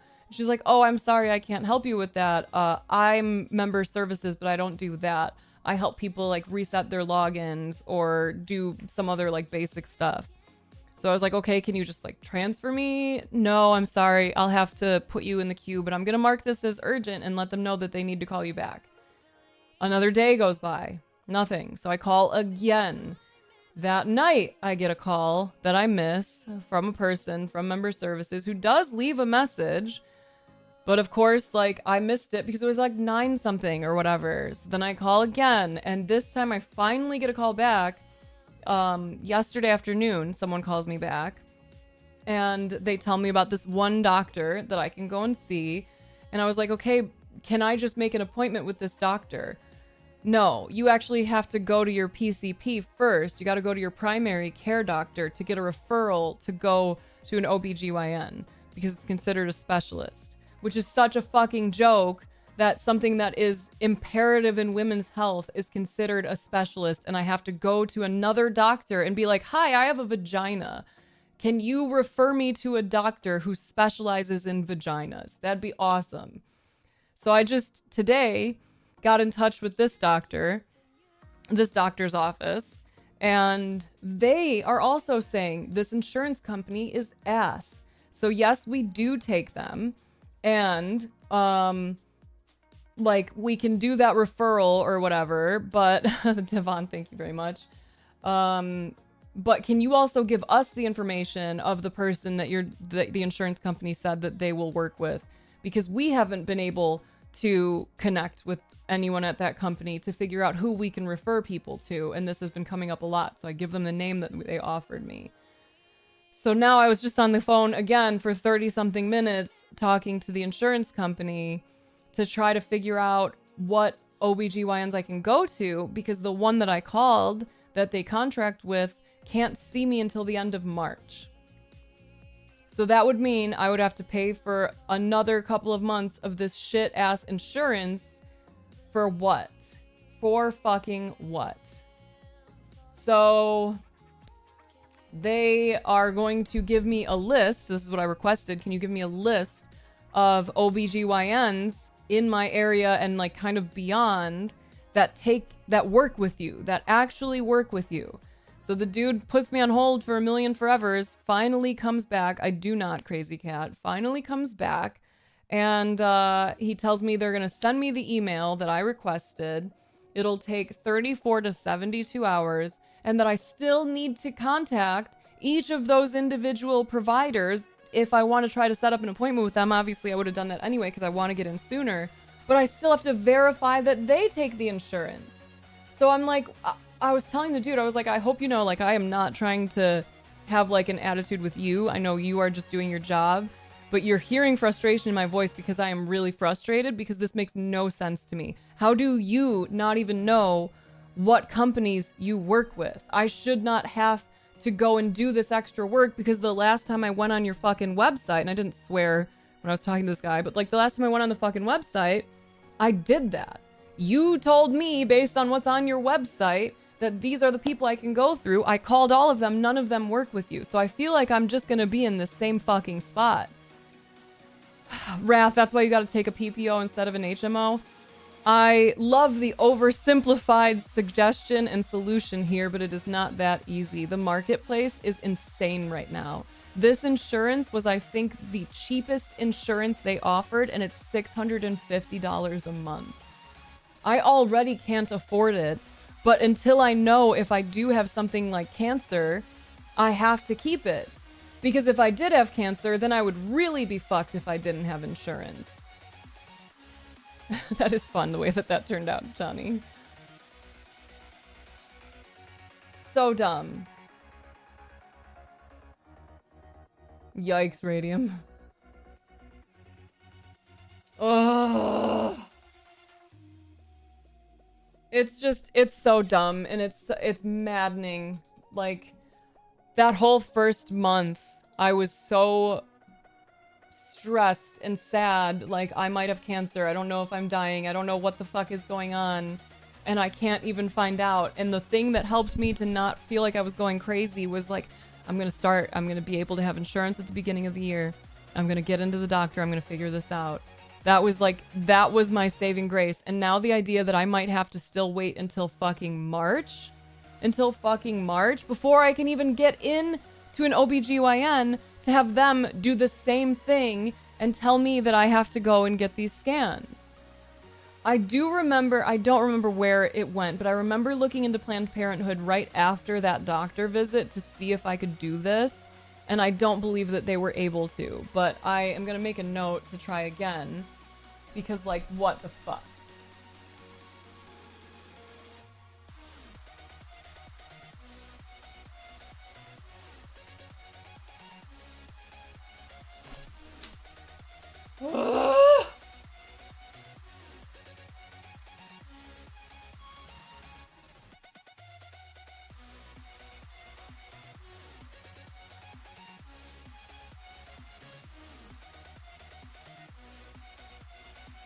Yeah, unchecked greed.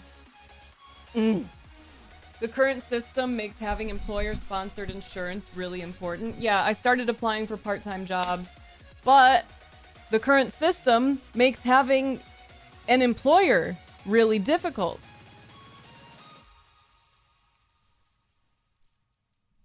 So, neat. Neat.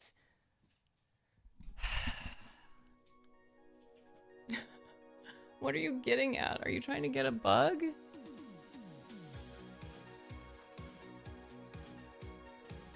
My brain finally got to a point where I had done, literally, Schubert, where I had done a little bit of research and got to a point where I was like, okay, I think this might be fibroids or a fibroid and not cancer.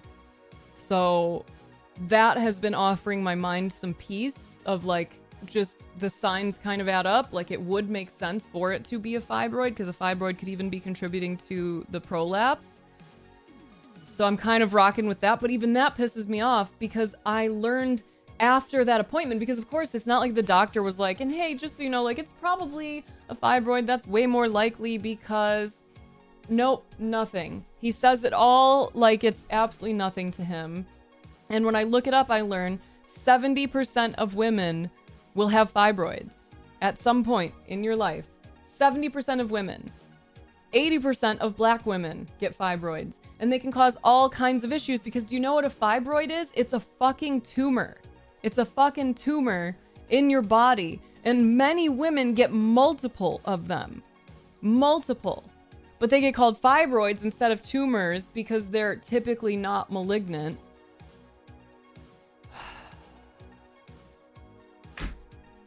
Absolutely dumb. BRCA, explain. Remind me. Because my mom did the test to see if the type of cancer she had is genetic, if it's one that she was likely to pass on to us. And that one came back negative, which Jill was definitely relieved for, and so was I. And worsening too, by design. Yes, that one she got back. Oh, I'm so sorry. I'm glad that you're saying had, though. You got, like, actual good treatment for endo? Yeah, Wrath. And that's what was pissing me off earlier, too, is that the healthcare system is totally fucked and worsening. And it's worsening because Republicans want us to die and Democrats are too fucking chicken shit to do anything about it because they have corporate money, so they don't care. So it's just cool. Great job, two-party system. You're really serving your constituents. You're really making America great. Great job. And it's really sad how many people I've talked to where we've discussed stuff like this. And, you know, like people who are disabled, for example. They just want us to die. And I'm not even over-exaggerating when I say that the billionaire class doesn't care. They just want us to die. If you can't work to get your health care, die. That's basically where we're at. And it's nasty. It's fucking nasty. Of course. Of course. Yes, private equity, again, the billionaire class, they are just fucking up everything they can. All the things we've loved, they have destroyed. They don't want everyone to die. They want the people who can't be worker bees to die. Oof, brutal, crazy cat lady.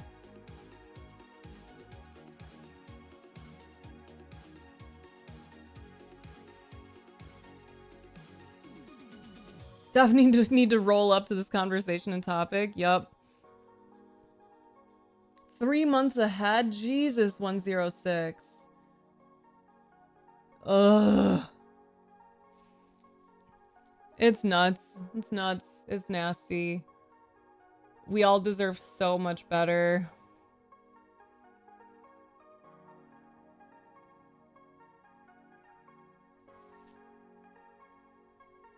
Yeah, for real, Shoop. That's weird. I wonder why it doesn't want to work. And why are you trying to download? You like the desktop platform that much? Did you actually have a heart attack, 106, or are you good? Bless you. Have any of you heard of prefiguration?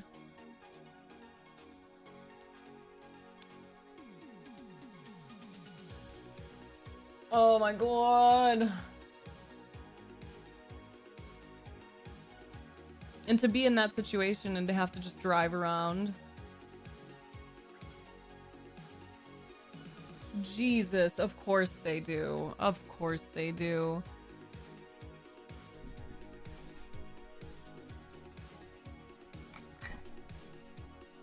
Mm.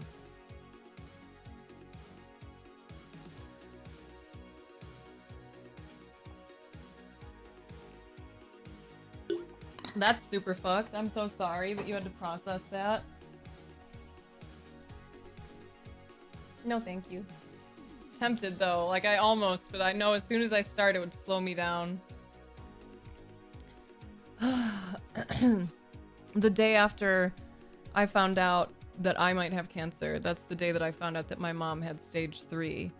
And so it was just like, man, what a fucking end of the year, you know? Oh my god, do it! Do it! I know there's no perfect place in the world, but Jesus, the United States is not it if you want to live. Be right back.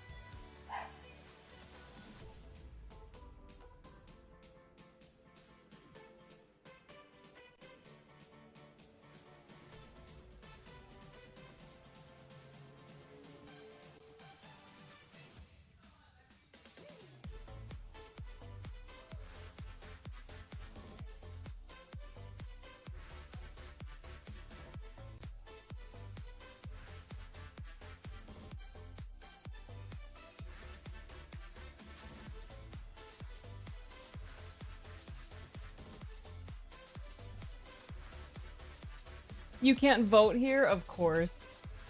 Of course.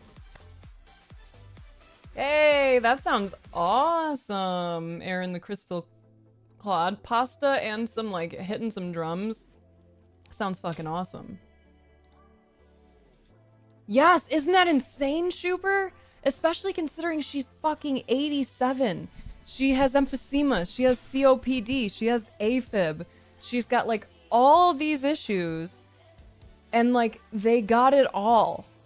The first shot. Outrageous. Like, what a blessing. A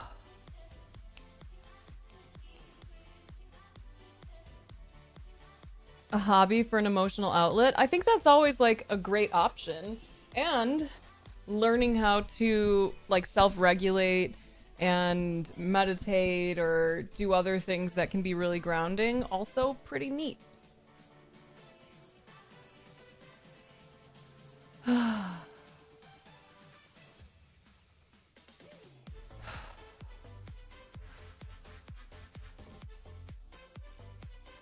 know what's really cool? My daughter has her little performance tonight. Dude, shoot, my poor mother though. She found the lump in her breast in October. But because my niece was getting married in November, she didn't tell anyone until after the wedding. She was worried that she would take attention away from my niece. And I was like, girl, you just held that. You were just feeling all of that and not saying anything. And like, oh, this will hurt your heart. When I was there for my niece's wedding and we went to my mom's house to hang out, when I was leaving, like I turned back to look at her and to like get a picture of her and all of her cuteness. And when I looked at the picture later, I was like, God, she's looking at me like she's never gonna see me again. And I showed my sister too, and I was like, look, dude, look at how she was looking. Like she was smiling, but you could see it, dude. You could see that she was feeling it. And I was feeling it too, because every time I see her, since we're so far away, I'm like, man, I hope this isn't the last time. I hope this isn't the last time. And she was feeling it, man. And she had to just feel and process all of that without like the support, without anything until December. Like, that's nuts, man.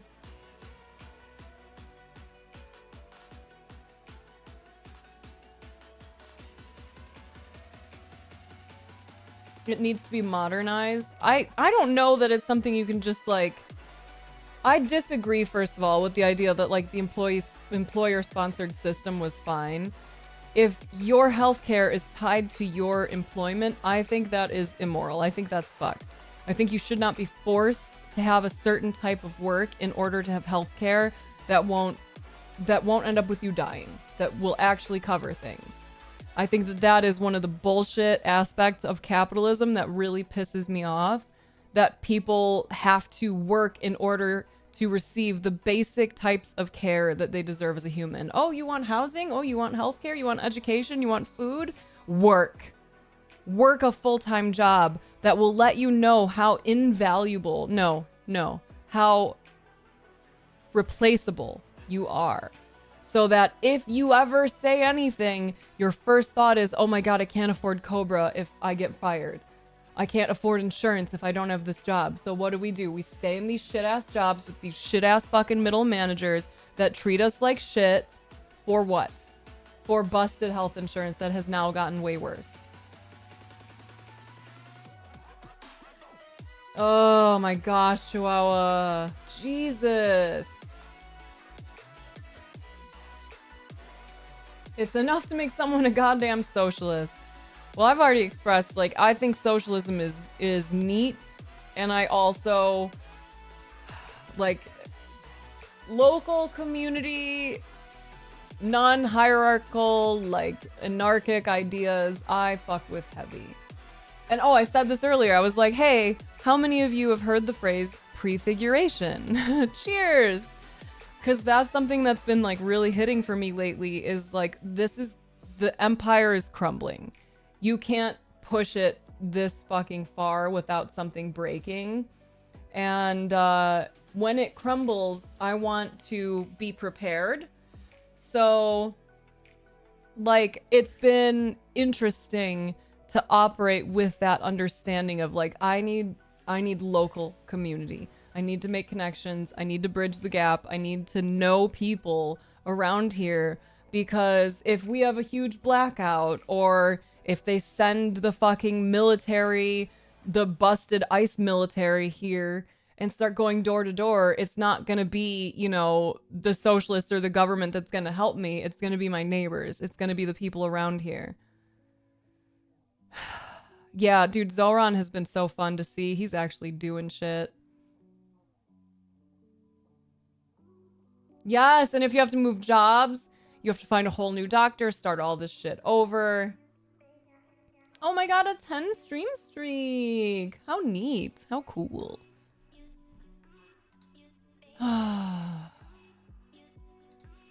I just want to punch.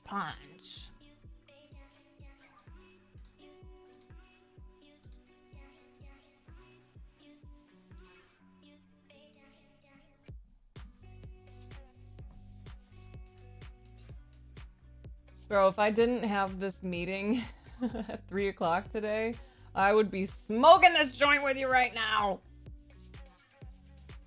Oh, poor puppy. He's like, I'm supposed to protect you, but they're already in the house.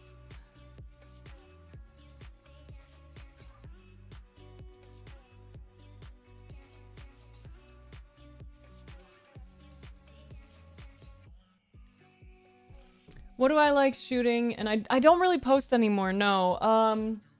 You can actually see some of my... Oh, no, you can't. I was gonna say, you can see some of my camera gear here sitting. I always enjoyed like candids a lot more. I like to just creep. I love to catch people in the middle of something sweet and get it. But I would say nature, the city, like I like little slices of life. You know, I like to take a picture and say like from just the stuff in that picture, I can tell you what was going on in my life, you know? It's so God, there was a word that I really, or a phrase that I really liked from this photographer that I can't think of right now. And he was describing it too, just like the beauty of everyday life. Have you ever had sex? What the fuck is that? Hey, Myth, what's up? Sex.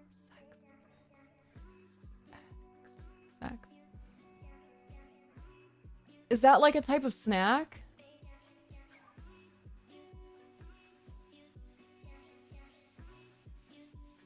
Oh my gosh, terrible Shooper. Yeah, I feel that, Chihuahua. Sex on— oh, it's a drink. It's a drink. Interesting. What do you shoot with, Philippe?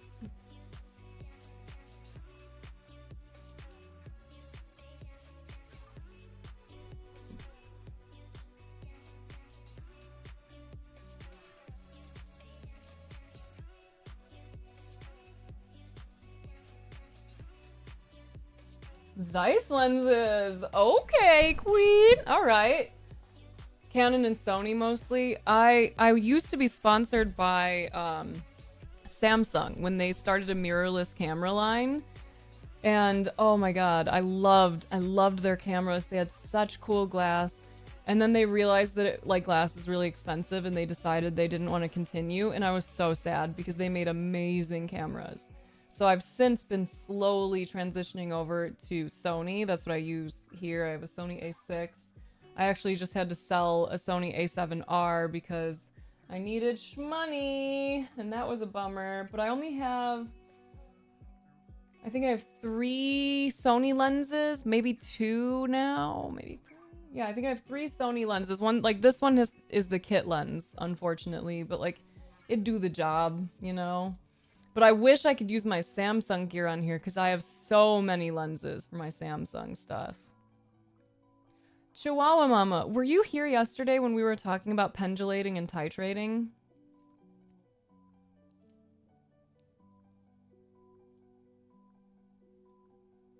Hey, Devon, ATV Show 1.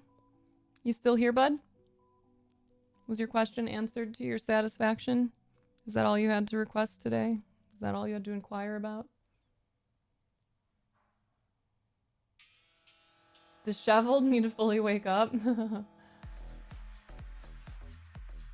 Are you familiar with that in practice at all? Have you heard of pendulating and titrating as a pain management thing? Oh, I love a little pancake lens. I have, look at this. Speaking of a pancake lens, one of my cameras was stolen years ago, but this was one of the coolest lenses. Look at this little cutie pie. This one fit on this Samsung Mini, Samsung Mini, this teeny camera that actually took really great photos, and this lens was awesome.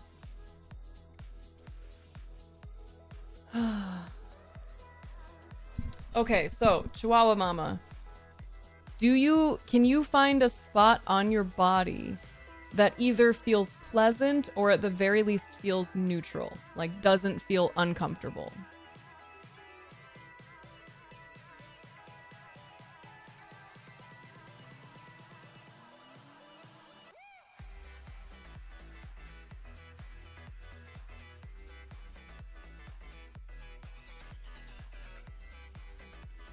Pain makes me someone I'm not. Oh, the truth.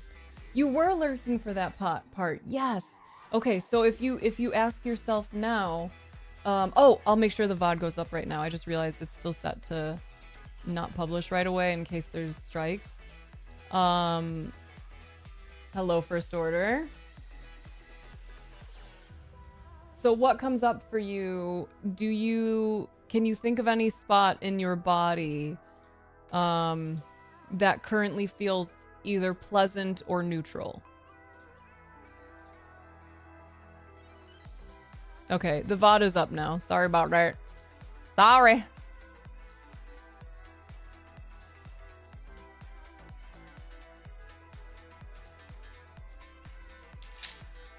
Everyone drink water.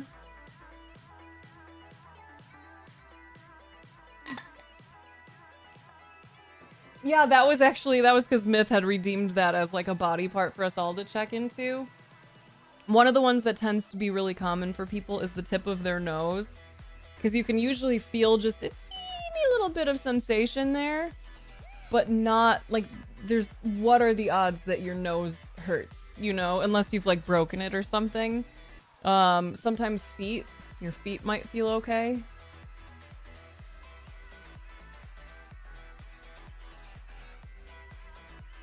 The crease in the elbow. The little elbow pit. How did that go for you, First Order?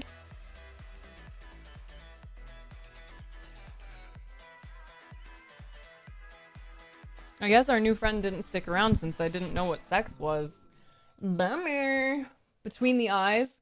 You know, that's actually funny, because between the eyes is like this area. That is a space that is really useful for me to figure out what's going on in me. Because once that furrows, I'm like, oh, let's soften that and see what's going on. Also, I will never get Botox because I think forehead wrinkles are so fun. I started when Twitter was still like a thing, and not just a Nazi site, basically. I remember posting on there like, can I see your forehead rolls? Because I don't know why it always cracks me up so much, like how different our forehead rolls can be. Because some people only get like one. Some people get like a single forehead roll. Some people get a ton of teeny tiny ones. And like some get like really big pronounced forehead rolls. And I was so happy with how many people actually did that. When I asked them to show me their rolls, they actually posted like pictures of their foreheads. Yeah, the Botox trend makes me so sad because it's hitting people younger and younger. So these like younger women are really fucking up their bodies and their skin, getting this like so-called preventative care that's not actually preventing anything, and it's stripping all of the expression out of their face. And I want to see someone who's like, you know, whose face does stuff. Yay, what did you get to eat, Penny?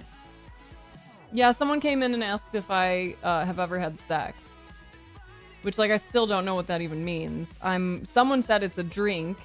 I asked if it was like a type of snack or a food or something. Don't know. I do also know some people who get Botox for migraines, though. So, like, understood. Like, respect everyone's body. Like, it's your choice.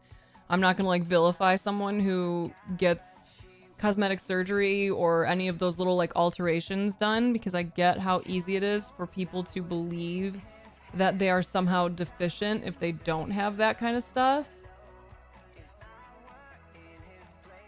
Cute, Johnny. I do have a Discord. Watch. Let me do a thing. Discord. Oh, you beat me to it.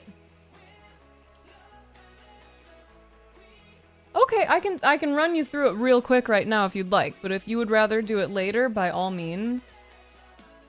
Oh, cool. When I was in labor... Oh no! We're gonna get rid of that one! Wow, the things that you don't, like, remember at all. Okay.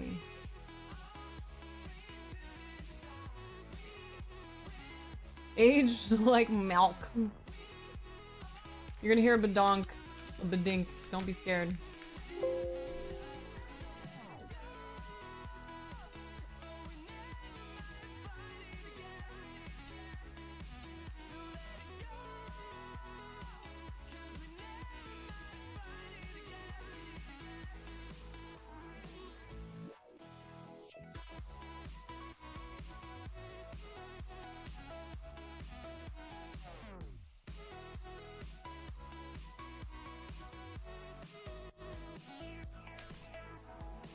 Yeah, no more of that one. Busted. Yeah. Nasty. Hey, awesome, Gus. No, I understand. I understand. I'm sorry that that's so heavy.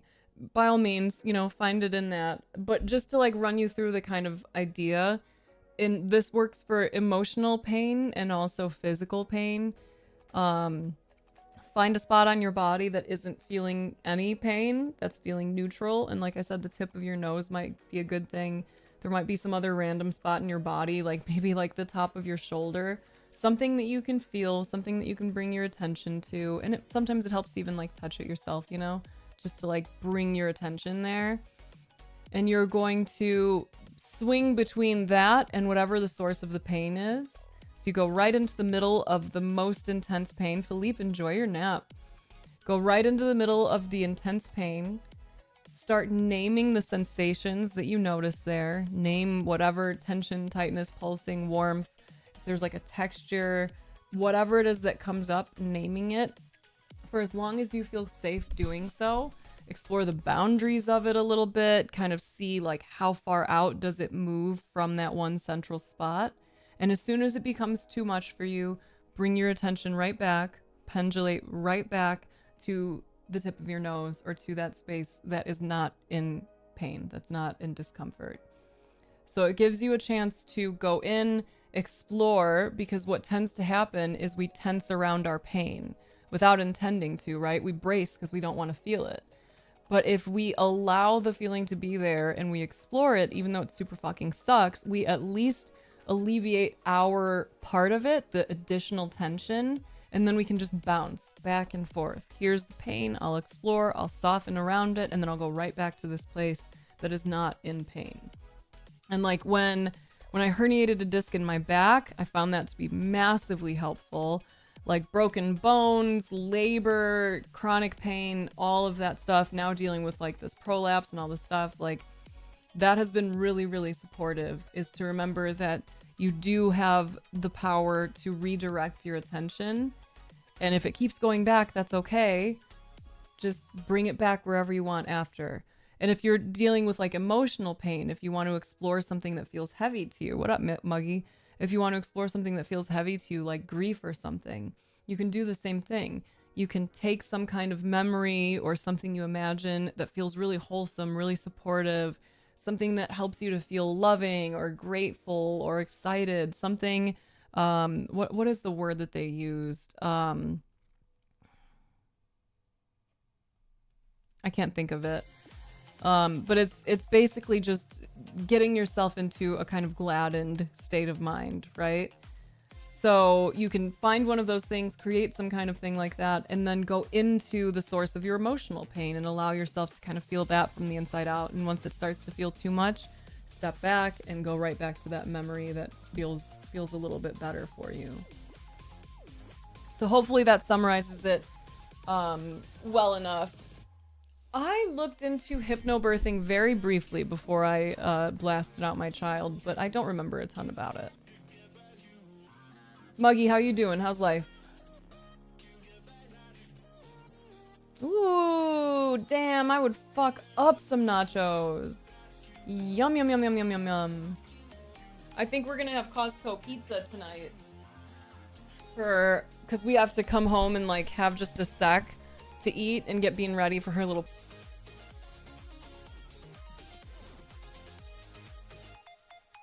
Is my stream doing weird stuff for any of you? Okay, I think it's better. Nope. Oh my god, what's happening?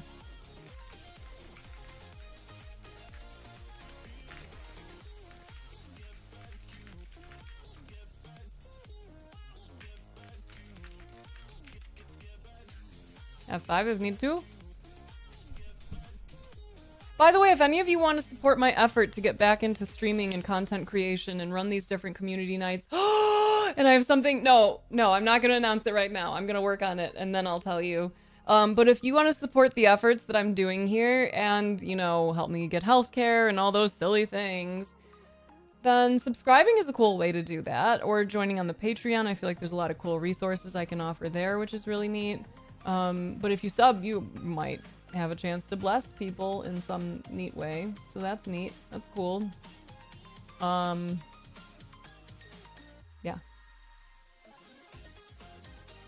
Fear, tension, pain cycle. So it's a method for that? That's cool. Dang, I gotta get a new... I'm gonna build a website for myself again. Because I don't use Linktree anymore. Oh, that dropped so many viewers. Hey, thank you! For blessing everyone in this stream with good food. You did it! Hooray for your butts! I actually want that a little louder, too. I didn't expect that. You did it! Thank you!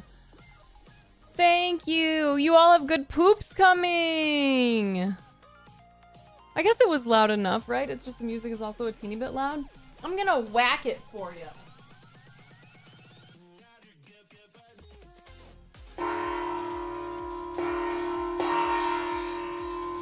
Thank you! Oh, big stretch.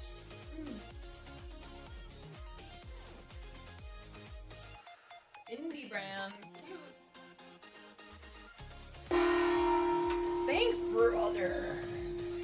Brother. Thanks. Yeah, your poops have been blessed. Look at you, you poopy blessed babies.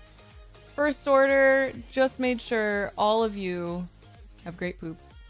We're dressed the same. Fuck off. Fuck off. I might paint my nails right now, actually. I got that, like, energy in my fucking body today.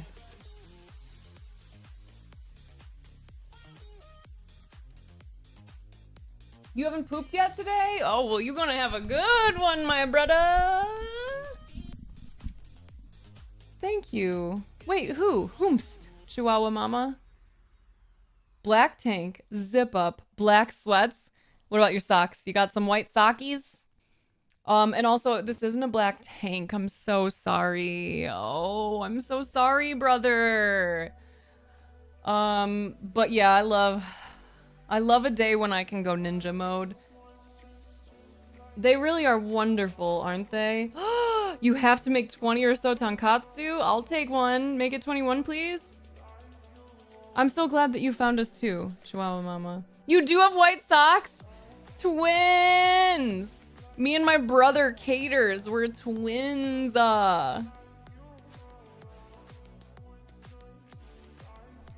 Brothers, not twins. That's fine. We're basically twins. Like, I'll allow it. Bean loves telling me we're twins anytime we do something similar. Oh, Glassman, cool. That's cool. That's fun. Okay, first order. Got you a little amped. Happy birthday to your baby, 106. There's a brand that Alex really likes. What's the name of it? I wonder if you would enjoy it. Baby! What's the name of that hat brand? Your hat! Yeah, remember the name of the brand? Huh?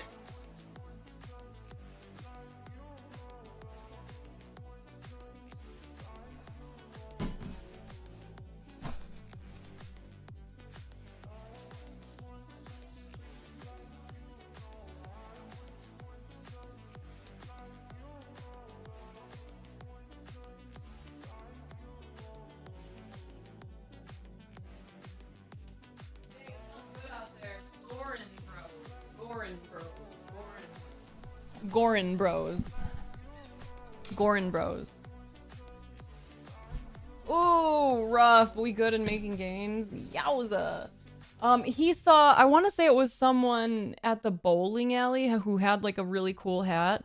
And he asked them about it and they told him about Gorin Bros. And then he looked up and they've got some pretty cool designs. Like they're not, I don't think they're super typical. 2 teen girls now, aww. That's amazing. You know what? Hold on. You just reminded me. 106, I'm gonna read to you, okay? I'm gonna read to you, / everyone else, but first I'm gonna go pee. You've gone to their main shop in Vancouver all the time? You've been Vancouverin'? I have gone. I have gone. I adventure forth. I visit. I patronize. Alright, I'm gonna go pee in a potty and I'll be right back, and then I'm gonna read to you because I'm feeling like it. Sorry for yelling. Oh my god, I'm so sorry. Oh, happy for your pup. That's neat.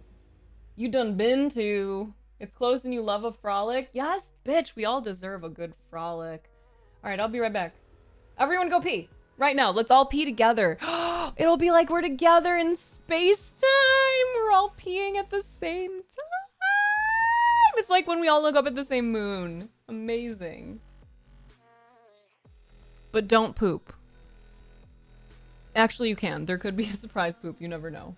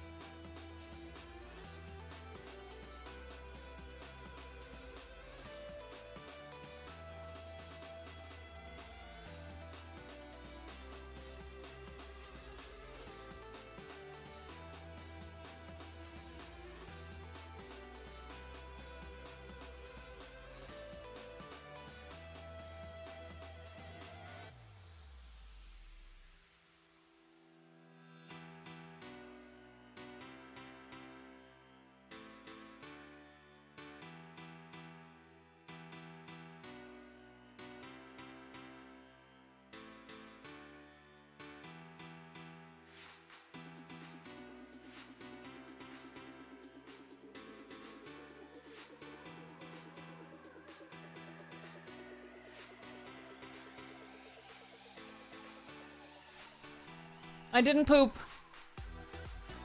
Hello. Hello, welcome back, everyone who did poop or didn't. Pies, how you doing today? You like it when I get a little extra loud with you? Good. Sometimes I got it. Okay.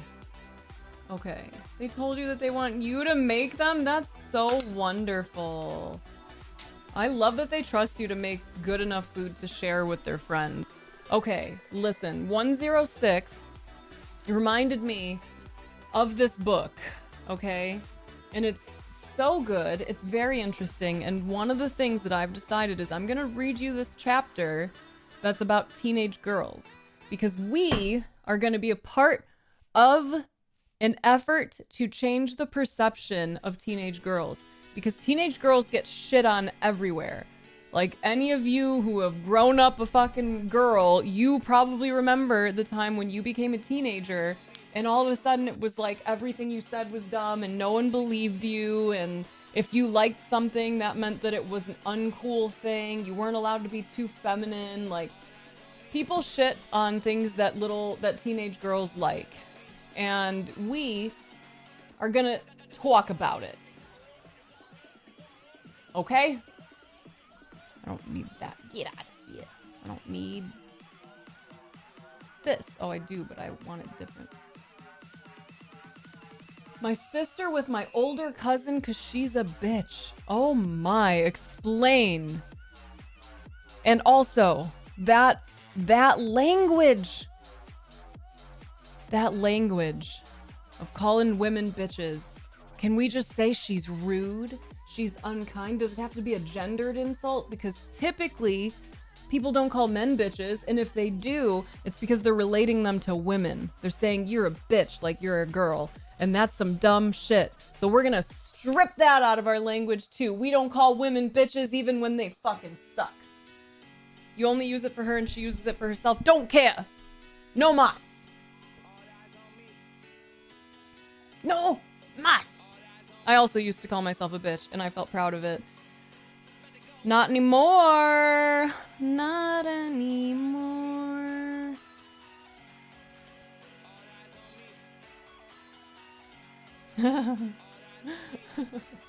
Okay, thank you. Okay, are you ready to learn? Are you prepared for this? Good.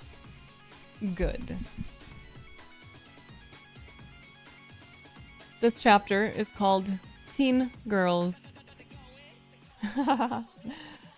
This emotion, that's what the heading is.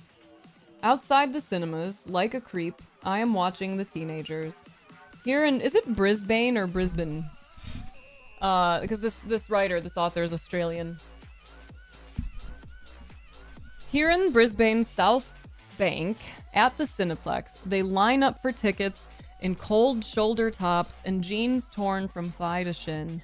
I am sitting in the gloom by the arcade machines, thinking about the impenetrable fog between me and them. Between me now and me then. Every once in a while, I think I can glimpse my former self, but then time and distance snatches her away. I barely remember what it was like to be a teenage girl. All I remember is the multicolored pounding of my huge, vicious, terrifying emotions. Brisbane? Okay, thank you.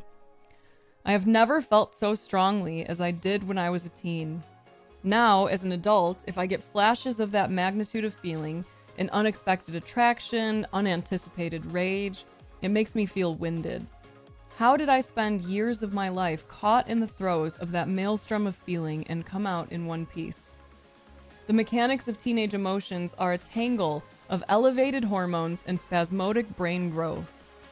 Oestrogen, progesterone, and testosterone are pumping, aiding the development of secondary sex characteristics, and in the process, creating greater emotional peaks and troughs than anyone should have to deal with. I agree.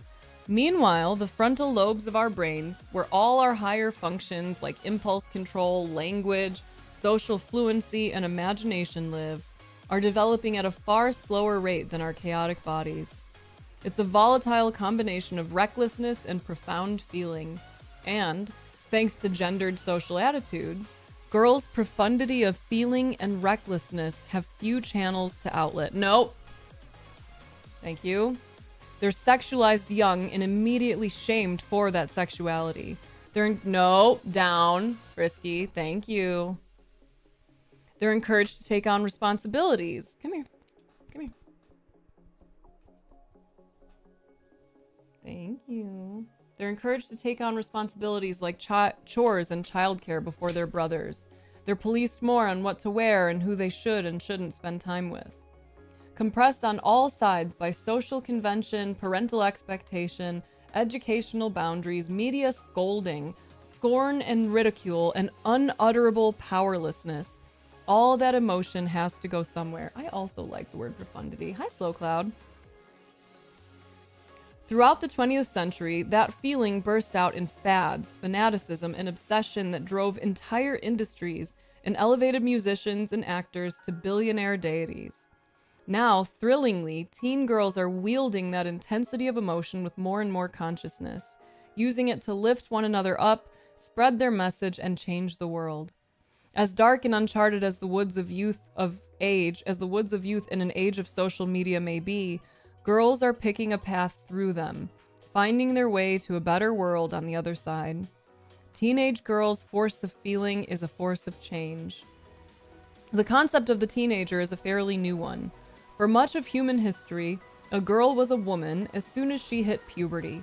Setting aside the teen years as a special, separate period of life didn't come until about the 1920s. Industrialization and the burgeoning middle class brought people into the cities and their children into schools. As secondary education became the norm, the teenage demographic began to emerge. A social group with school as their locus of identity. By the middle of the 20th century, teenagers were a recognized and coveted set of consumers. Separate from children and from youths, notorious for their quickly passing fashions, their obsession with music and records, and their spending power. Although teenage boys have always had their own stereotypes to contend with, it is the girls who have been most conscientiously documented, courted, and criticized for the incorrigible silliness mostly. Consider how we are encouraged to conceive of teenage girls. And I'm going to pause here. So this is no judgment, zero judgment. Remember that the first thing your mind says, Murderbird Express, thank you for the follow. The first thing your mind says is often a result of your conditioning. It's the way you were raised. It's the stuff that you've consumed in the world. What comes after that is what's important. So when I say teenage girls, or if I tell you, imagine that you're like walking down the street and you come across a group of teenage girls, what is the first thing that comes to mind? The first words or images, just what comes up? And again, like, please just be honest if you can. Oh, cool. Welcome. Giggling. Okay. So you got like maybe an image of like, hee hee hee hee, like all that kind of stuff. Come on, more. Click. TikToks. Okay, interesting. What comes up for TikToks? Thrust, I love you. Thank you for blessing everyone in this stream with good poops. Hooray Good poops. for your butts. Yeah. Yeah. Exactly that. Cringe dances mostly. Intimidating. I would love to know more about that. I love that you're expressing that like the first thought is the cringe dances. Totally.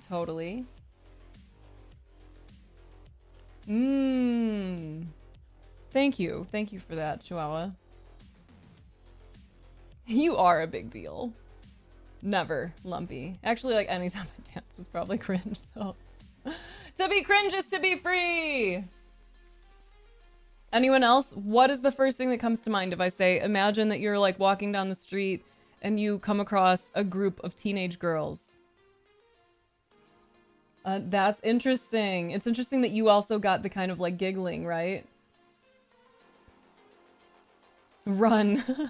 Honestly, that's I think where my mind would have gone, and that makes me sad now to consider that. Intimidating, yeah. I'm sorry that you had to deal with the bullying.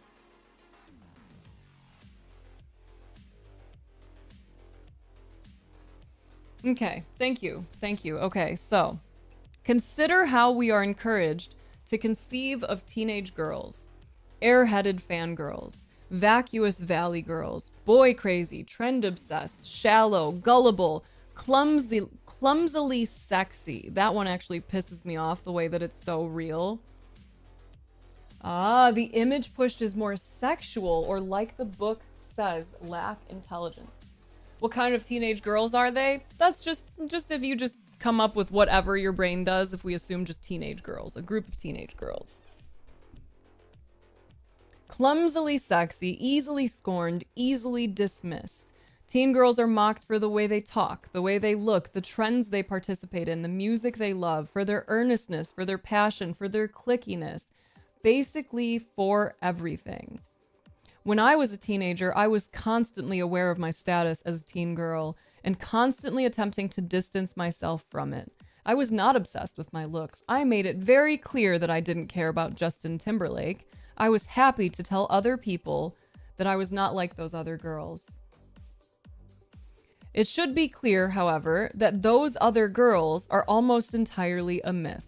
Image-obsessed mean girls do exist, but no teenage girl is the kind of caricature that appears in high school movies or op-eds about selfie culture. And in the decade and a half that's passed since I entered my teens, there's been an incredible shift in how teen girls are represented and how they represent themselves. Thanks mostly to the internet and platforms like Rookie, the online magazine started by prodigy Tavi Gevinson, and Tumblr, the democratic blogging site where many teen girls find a thriving community of like-minded compatriots formed around everything from Harry Potter to fashion to Wicca to social justice to Justin Bieber. When was this book written? That is an interesting perspective, Lumpy. 2020. 2020. But when I was a kid... Oh, wait, hold on. Teen girls these days are approaching their lives with agency, even the famous ones. International pop star Lorde, who rose to fame at age 16, is so tuned in to the intensity and fluctuation of the teen girl experience that she titled her sophomore album Melodrama. But when I was a kid, the internet was just getting started. I didn't have Facebook or a Tumblr, and although I considered myself to be entirely above the mainstream and mundane, I swallowed the vapid teen girl myth completely. It's a shame, because looking back on that time now, that hyper-saturated period at the precipice of adulthood, it seems like a dream. I wish I hadn't resisted the magnetic pull of teenageness into that roiling heart of communal feeling. That sucks, Johnny.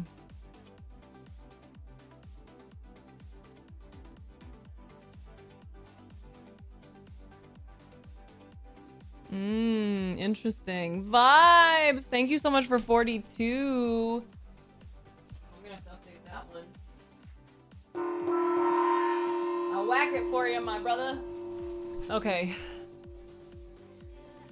When I was a teen, I felt a sense of power that I haven't felt since. A vivid, magical thinking that meant I was certain, in some unarticulated way, that I could make things happen. I felt powerfully joyous and powerfully angry and powerfully unrequitedly in love.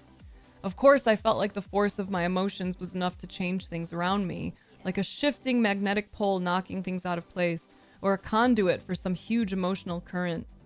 Being an adolescent girl feels like something huge is happening to you. It doesn't surprise me that young women throughout history have often ridden that brink between the mortal and the divine. I'm excited to be reading this, by the way. Let me see. 106, are you still here? Are you still hanging?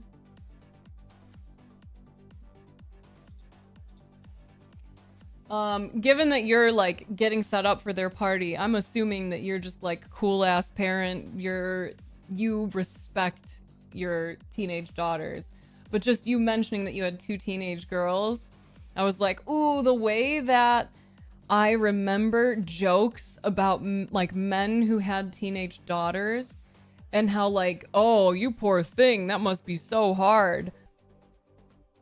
That pisses me off. Anyway. In the period just after Christ's death, Christians were a persecuted minority. Still a fringe cult of fanatics and strange street-shouting preachers, they were feared and reviled by the Romans. Rumors spread that Christians were cannibals who committed incest at their household church meetings, thanks to Christians' habits of referring to one another as brothers and sisters, and their secretive ritual of taking the body and blood of Christ. Their refusal to publicly worship Roman gods offended and frightened the Roman populace. Their emphasis on bodily and spiritual purity through chastity and self-punishment, their distaste for worldly pleasures, and their superstitions took them from offensive to despicable. Members of the sect were tortured, crucified, fed to lions, stoned to death, driven out of towns, and otherwise hassled by both the general population and by the law. Yeah, can you speak on that a little bit more? 106, I would love to know more. Many of the passionate disciples of early Christianity were young women, desert virgins, teens from aristocratic families breaking their vows to future husbands and taking vows of chastity instead. The Acts of Paul and Thecla, an apocryphal story written around the same time as the New Testament of the Bible, describes a young, wealthy woman in the 1st century AD living in the Roman city of Iconium in what would later become Turkey. Thecla was engaged to a young man named Thamyris until she happened to hear the sermons of Paul from her bedroom window. He was preaching on chastity. She became so absorbed by what she was hearing that she sat transfixed by her window for 3 days, neither eating nor sleeping, and unable to be moved by her increasingly frantic mother and fiancé. That part, Pies. I would still love to know more. Why? And like, what ways do they get treated differently? I remember being struck dumb in my teen years by something that felt greater than myself. Stories, mostly. Reading Diana Wynne Jones and Catherine Mansfield, looking up from the page and staring into space, being absolutely, profoundly changed. Eventually, Thecla came to enough to tell her mother and Thamyris that she would no longer marry, that she would take a vow of chastity and devote her life to God. Her mother, frightened and enraged with the prophet for poisoning her daughter's mind, rounded up a mob that took Paul to prison. Overcome with longing to see her spiritual leader instead of only hearing him, Thecla crept out at night, bribed the prison guards, and sat with Paul in his cell, listening to his sermons and kissing his chains. When she was discovered the next morning, she was brought before the local governor and asked why she would not marry Thamyris. When she refused to answer, her mother called for her to be burned at the stake. The story goes that she was saved from that fate by a fortuitous hailstorm that put out the fire and drove away the angry mob, and that she survived many other trials as well, including being thrown to wild beasts and tied to the back of an angry bull. The story also says she slapped a Roman governor in the street after he tried to convince her to marry him. A badass for sure. Eventually, she went out into the desert to live in a cave and came to be known for working miracles of healing. When the jealous doctors of the city sent a group of men to rape her, the 90-year-old virgin called on God for help. A rock doorway in the cave opened, she stepped inside, and she was never seen again. Though Thecla's story is fantastic, it's not uncommon for the era. The fervor of early Christianity emboldened young women to disobey their parents' orders to marry, and their religious devotion earned them praise from the male figures of the Christian church. Teenage girls played a significant role in legitimizing Christianity in the first centuries after Christ by being vocally, defiantly devout, flouting Roman tradition in law in order to remain unmarried virgins.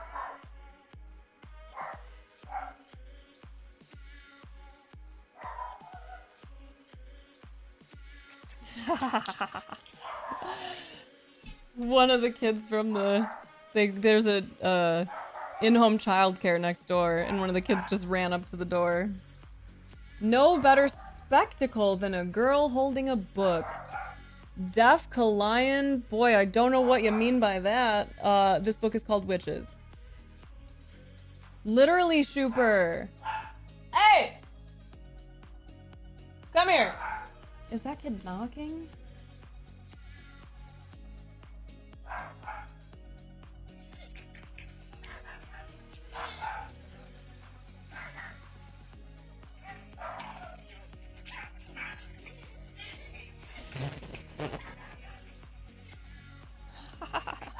That kid is having a great time there. Lucky, come here. Oh, that's so dumb, 106. Oh my fuck. Lucky! Come here. Come here. Come on. Come on. Come on. It's so pretty. Nope. Come on. Come on.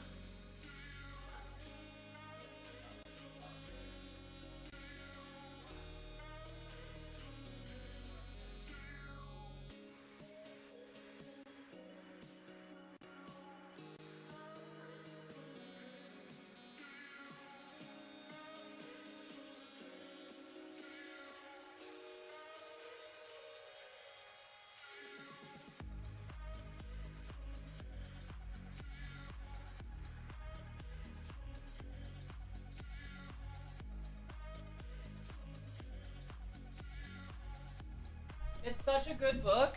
Such a good book so far. And I think, like, I would love for you to have this and share it with your daughters. Because overall, there's a lot of really beautiful aspects of this book that I think encourage community. You know? You think you need to depart, don't want to say things that will start things? What do you mean? Lumpy, like, you're allowed to have differing opinions or beliefs, especially if you're comfortable talking about them.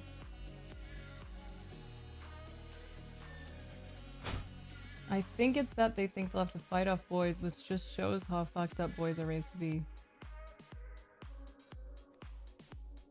Interesting.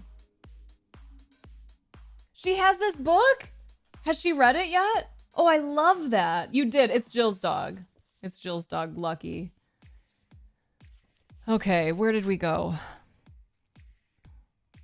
Teenage girls played a significant role in legitimizing Christianity in the first centuries after Christ by being vocally, defiantly devout, flouting Roman tradition and law in order to remain unmarried virgins, following the desert mothers and fathers into the wilderness to become spiritual leaders themselves, and leaving behind lush lives of aristocratic comfort for days spent in penance and Spartan spiritual reflection. She says it's fire. Which of your daughters, the younger or the older? Good point there, Melphis. It's likely that Thecla stands in place of any number of remarkable teen girls of the period who turned their considerable emotional energy away from marrying and raising families as the Roman law dictated, and towards building what would become a globally influential religion, in the process, risking torture, death, and condemnation. Unsurprisingly, many of these founding maids have been written out of the accounts of the church in its infancy. Stories like Thecla's remain only on the fringes. Patriarchy. Penance. Unlike Thecla, Joan of Arc is a teenage girl whose legend has endured. You probably know the story.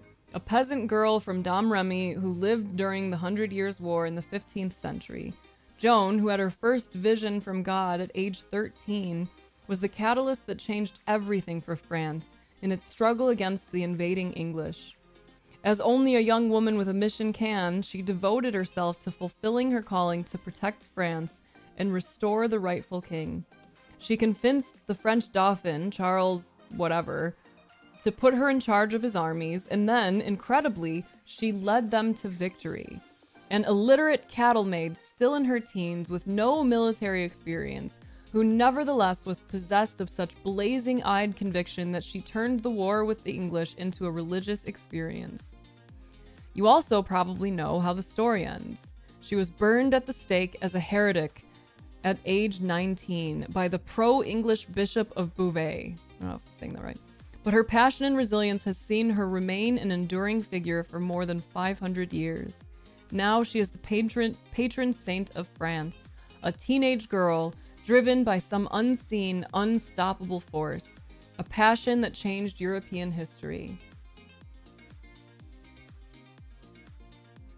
You know, I would agree with you though that there are places and people who are pushing back successfully against the patriarchy. And I like had a moment recently where I had this like click for me because I was like, man, I'm so nervous about Alina being a little girl, being in this world, having to exist in a place where her body is going to be policed at such a young age. Like I was expressing on stream how frustrated I was when I was looking at schools for her, because a lot of the schools out here require uniforms. And the one that didn't, that we were looking at, has a pretty standard dress code, except for one line that says halter tops, crop tops, and spaghetti strap tops are no longer appropriate after the 3rd grade. 8 years old. That's how old girls are in the 3rd grade. In the 3rd grade. And suddenly, their shoulders are no longer safe. Their shoulders have to be covered. That's what I was saying first order. I was like, put me in a room with them. I want to talk to the fucking whoever made that rule and ask why. Why? At 8 years old. Why is it okay for my kid to wear a spaghetti strap tank top at 7, but not at 8? Why is 2nd grade okay, but not 3rd grade? What the fuck? Pisses me off. So I was feeling real sad thinking about this future in the world and how men prey upon young girls and how we are people try to push us out of our youth by telling us, oh, you're so mature for your age. Girls just mature faster than boys. And they use it as an excuse to sexualize us, not give us more responsibilities, more trust, more respect. And I fell victim to it. And so I was sitting there thinking like, what the fuck, man? Like, this actually pisses me off, thinking that like my daughter is going to have to go through this. And then I remembered that she is going to learn to read.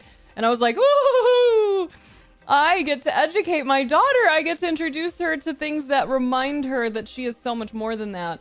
And I was like, ooh, girl, you will not be tricked by some fuck ass boy. This is not happening. I will not have her raised in a way where she thinks even for 1 second that it's not fucking nasty that some old man thinks that she should be with him.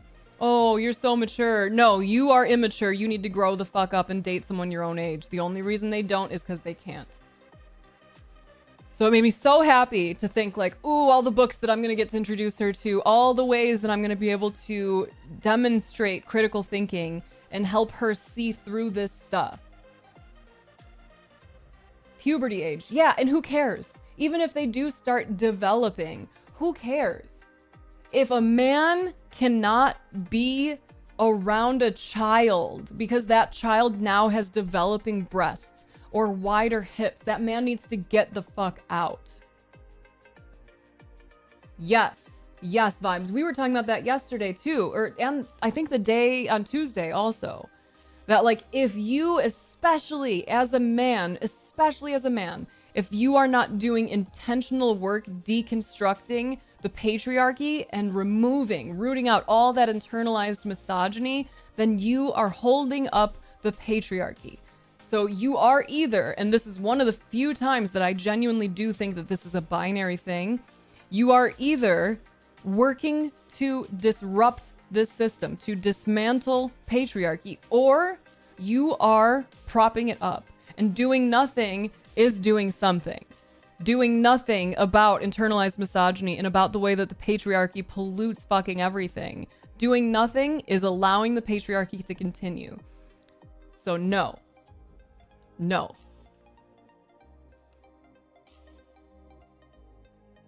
It's lawyers and something happened to make that necessary. Maybe it happened with a girl. Yeah, but see, that's what pisses me off, Pies. Because it always goes back to the girls. We are punished for having bodies that men find attractive. So if something happened to where now they're like, oh, well, we need girls to wear more clothes. Why the fuck is the onus not on the boys or the men who behave inappropriately when girls exist, regardless of what they're wearing? Like, that's nasty. I'm saying, crazy cat lady. Especially a little girl, especially a little kid, man.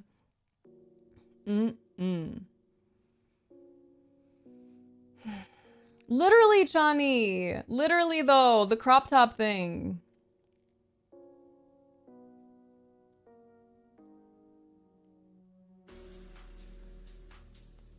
And that's good that you were like, okay, this actually feels like it's walking a weird line. I'm gonna go and make sure that I don't make the wrong call here. That's awesome. I'm glad you did that. So anyway, speaking of the change coming, if you are a man and you're not reading something that helps you to understand your role in undermining the patriarchy, now's the time. Now's the time, because the patriarchy is up and popping right now thanks to this current administration. They are doing everything they can to make sure that men know women belong to them, that our role is in the home, supporting all of men's needs. So if you're not doing that work, please start. Should they have clothing rules for little boys too? I don't think that there should be clothing rules beyond the basics. Like, if it's actually extremely distracting if you're wearing a fucking dinosaur costume in school instead of just, like, wearing clothes, sure. If you're wearing, like, you know, I understand the super, super baggy pants ones to where, like, they're falling off, because I remember that being a thing. I get it if it's, like, offensive clothing. Like, totally. But no little boys are policed on their clothing because they're worried that someone will sexualize them. What do you mean, Muggy? Yes, agreed. Even the baggy pants thing is racist because it's typically, what is the word? Enforced in a racist way.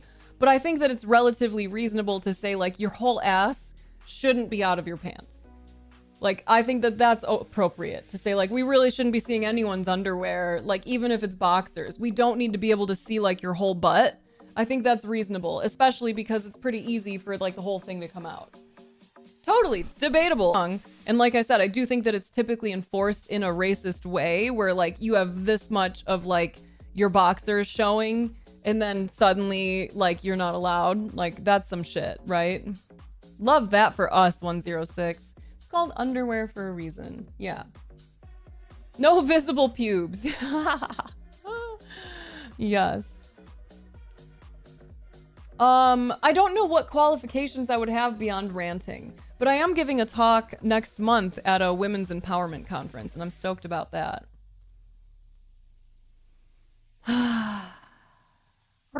This is also another reason, Muggy/everyone, where if you want to support me and the work I'm doing, it gives me the time and the effort and the energy to create more, and I would really like to do video essays.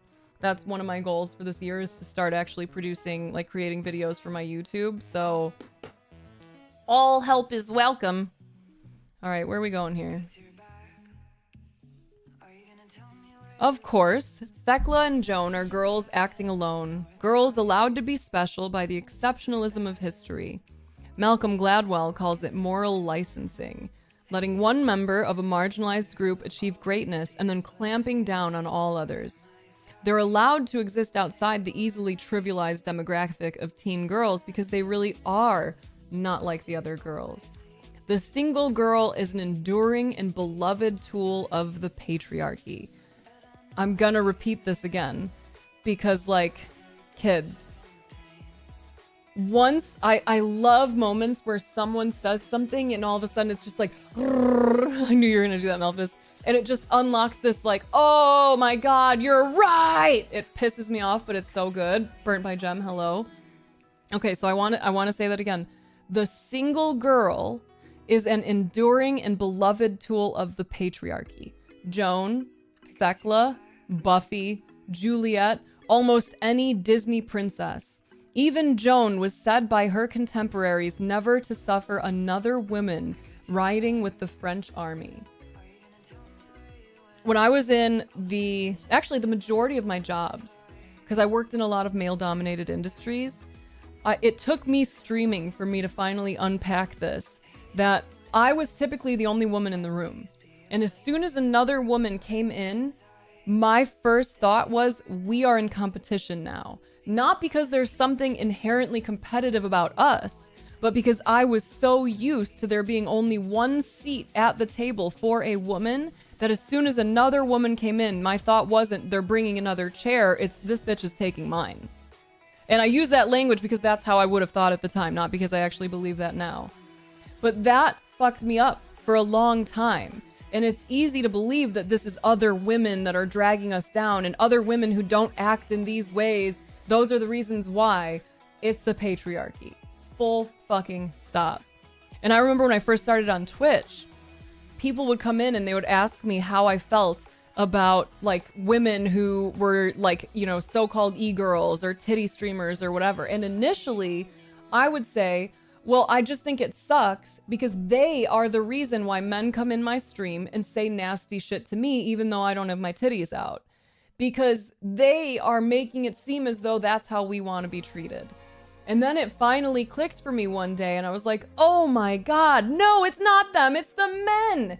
Because if there was a fucking woman from like a stripper and a nun in the same restaurant, and a man went up to the stripper and she was like, yeah, I love that you're complimenting my titties, they're fucking awesome. He wouldn't immediately be like, what's up, nun? Let me see your titties, right? I mean, some men are nasty like that and they might, but no. It's not this woman is a representative of all women. It's that men behave like fucking pigs when they are enabled by the patriarchy.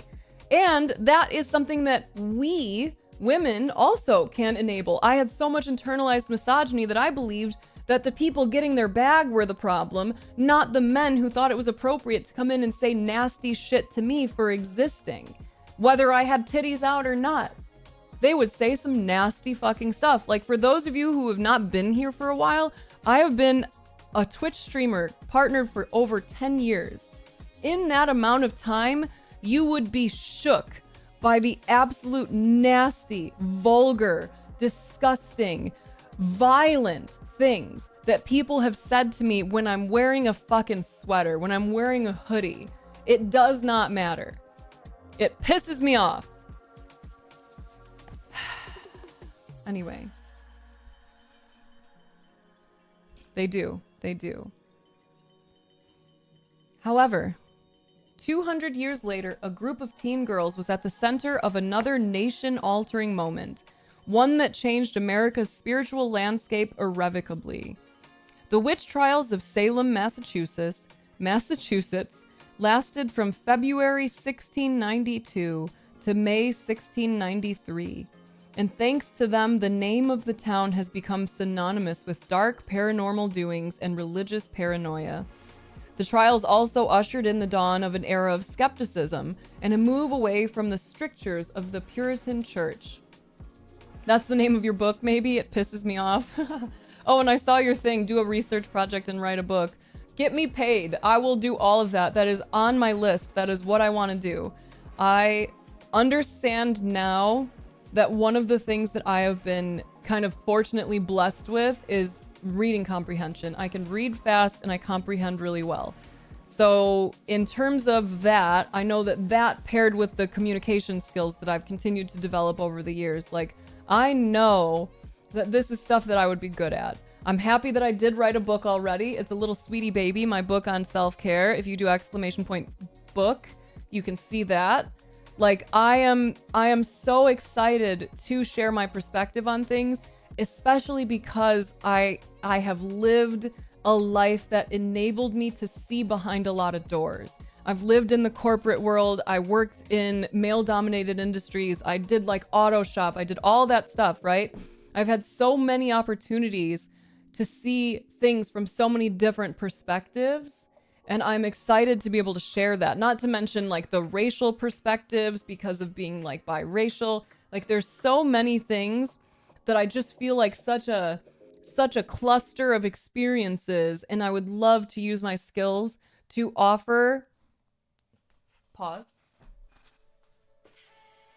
Last night. Oh no, I need to cap this bitch. Last night I was writing. Because I was thinking again about my goals for this year and my goals for getting back into content, right? And so I was sitting outside and I was like, why? Why do you want it? Why is this important to you? Why do you want to be a content creator and streamer again? Like, what will you do when your stream blows up and you suddenly have money and you can afford all kinds of things? So I wrote it down. Why do I want it? Why do I want to be a content creator? And I wrote, when my stream income allows me to live comfortably, what will time and excess money be used for? And what came up right away was I want to offer people resources, ideas, and perspectives that may benefit them and improve their lives in any way possible. I want to help fund and support mutual aid groups. I want to give money to teachers. I want to have time to organize and host events regularly. Death cafes, dinner parties, creative workshops. We were talking about the learning show and tell thing, museums, weekend trips with my daughter, quality education for her, self-expression, meditation workshops, professional education.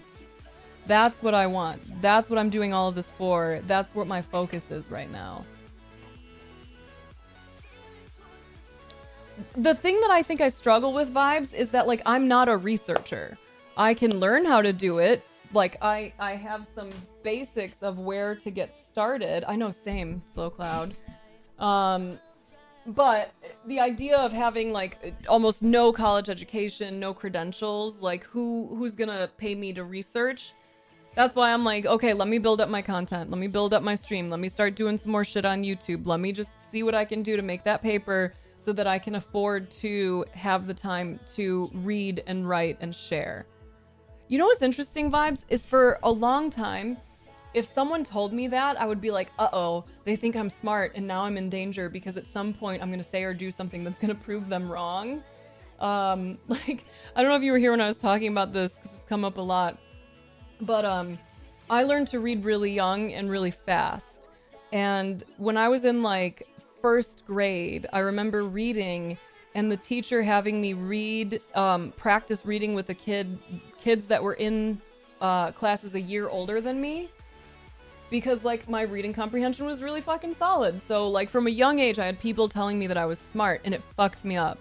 I was in a spelling bee, which I crush spelling bees. I've read so many things, usually the word is in my brain. So I'm usually really fucking good at spelling bees. We start doing the spelling bee, and I'm cruising through it. I might be in, like, third grade at this point. I'm crushing this shit. And then they tell us that the spelling bee, like, the final parts of it, are going to be broadcast on Channel 1, oldies, y'all know, on Channel 1, and that they're going to get to see it in all the classrooms, that all the kids are going to see it. I intentionally fucked up the next word, and then I just told everyone, like, yeah, I just didn't want to do it. I fucked up on purpose. Because it was way easier than the possibility of showing up where everyone thinks I'm smart for some reason, and then finding out that I'm actually really fucking dumb. And that's been, like, sort of an insecurity of mine for a while until I somewhat recently, like, in the last 2 years, I've put a lot of time into learning how to learn, like, learning the actual way that our minds learn and process and the way that my specific mind learns and processes. And, like, oh my God, the relief that fucking offered me. And then also, given that I have ADHD, one of the things that was really helpful was, like, there was a Dr. K video, I think, where he was talking about it. And he was talking about how a lot of girls and women who have ADHD are actually really fucking smart. And that's why they are underdiagnosed. Because we overcompensate and manage our lives to what seems to be a successful enough degree that our pain is minimized. People don't see us as struggling internally because externally we get our shit done. And that actually fucked me up because I was like, bro, maybe I am smart. Because I've been holding it down for a pretty long time. Like, there's a lot that falls between the cracks. I'm not, like, perfect at this shit, but I have managed to achieve success in a lot of areas that I would not have expected because my brain, it worked pretty good sometimes. So I would love to do research. I would love to have the time and the space to say, oh, I can't, this is research today. I'm going to be reading all these papers. I'm going to be doing all this shit. Like, I want it so bad. What my focus would be, 124, okay. What I want to do is focus on things we can do, not the things that we're trying to stop doing. I want to focus on community building. I want to focus on helping people feel capable of connecting with others, knowing how to communicate in a way that doesn't cause harm, knowing how to communicate in a way that allows them to gain understanding and not foster division. Because I think that this shit is kind of crumbling already, and I'm stoked about it in a kind of small, weird way. So what I want to do is be a part of the, like, rebuilding, you know? I want to be a part of pointing towards what we can have. And it would require some aspects of, like, this needs to be rooted out first, you know? And it also ties in really well with mindfulness, which is something I'm obviously very passionate about. And you know what's so funny, Vibes? This full circle stuff that's been happening. I actually said I was going to start doing that again. The interviewing people. What I realized when I first started the Mind of Snaps brand, which is what all my socials are under. What up, Ashmeen? The reason I started it is because I think I put my my initial thing was like I want to educate, inspire, and entertain myself, but you can come along. Like, that was it. I just wanted people to be able to know, like, I don't know what you're gonna get. I don't know what you're gonna hear from me today. It's the Mind of Snaps. Fucking jump in, see what shows up. And then I just, like, I've gone in this cycle, which seems to be like a every few years cycle of doubting myself, of starting to think, like, who the fuck do you think you are?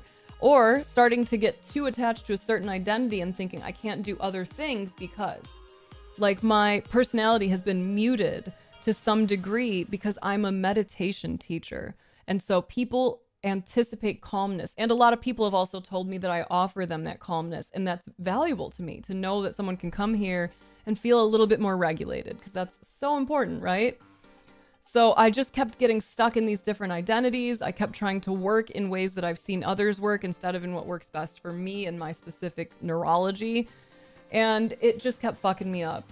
And I think this recent, like, kind of cancer scare was what really allowed it to finally just, like, shake loose. Where I'm like, oh my God, I don't care anymore. I don't fucking care. I'm not doing this. I'm not getting myself locked in to some dumbass identity. I'm not going to let someone else tell me how I have to be as a meditation teacher, how I have to be as a woman, as a mom, as a whatever, as a streamer. Like, no more. A suitable hat. Hello. Right. That was a very different energy though. But we are going to be doing, like, I actually said that the other day. I'll put this out in Discord, but I do want to interview more people. I want to start, like, browsing and playing. Oh my God, Muggy. A suitable hat. Muggy was just talking about how he wants a new hat. So that's so funny. But yeah, I want to research. I want to write. I want to create.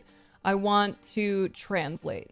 That's, like, kind of what my brain and my, like, soul and some very interesting psychedelic experiences have pointed me towards, is that the reason I've lived this kind of, you know, hard life, depending on which perspective you're looking at it from, is because it allows me to, like, a space to be more relatable. I find it so rare to meet someone who I can't connect with, because if they are suffering in some way, I feel that. If they are, you know, dealing with anger issues, I feel that. If they're dealing with stuff that's more specific to women, I feel that. If they're dealing with stuff that seems to kind of go along with more masculine things, I feel that. Like, if they're in the corporate world, I feel that. If they're entrepreneurs, I feel that. If they're dealing with grief, I feel that. If they're dealing with regret, totally. Like, I feel so grateful for the ways that I have suffered, because it has made it easier for me to connect to people, because my story is fucking sad to a lot of people. And when I share it, it gives them a chance to say, like, huh, maybe I'll listen for a bit and see what she has to say. And that's neat. That's neat that people will listen. Oh my God, fuck yeah, Costco. I love Costco. You need to get yourself back to that IDGAF mentality. Do it right now. Claim it for yourself. I actually want to get Costco pizza tonight because I think it'll be the cheapest way for us to get some good stuff for Bean for before her little performance. Also, that reminded me. Hold on, I have to check something here. Ah! I have to take my meds!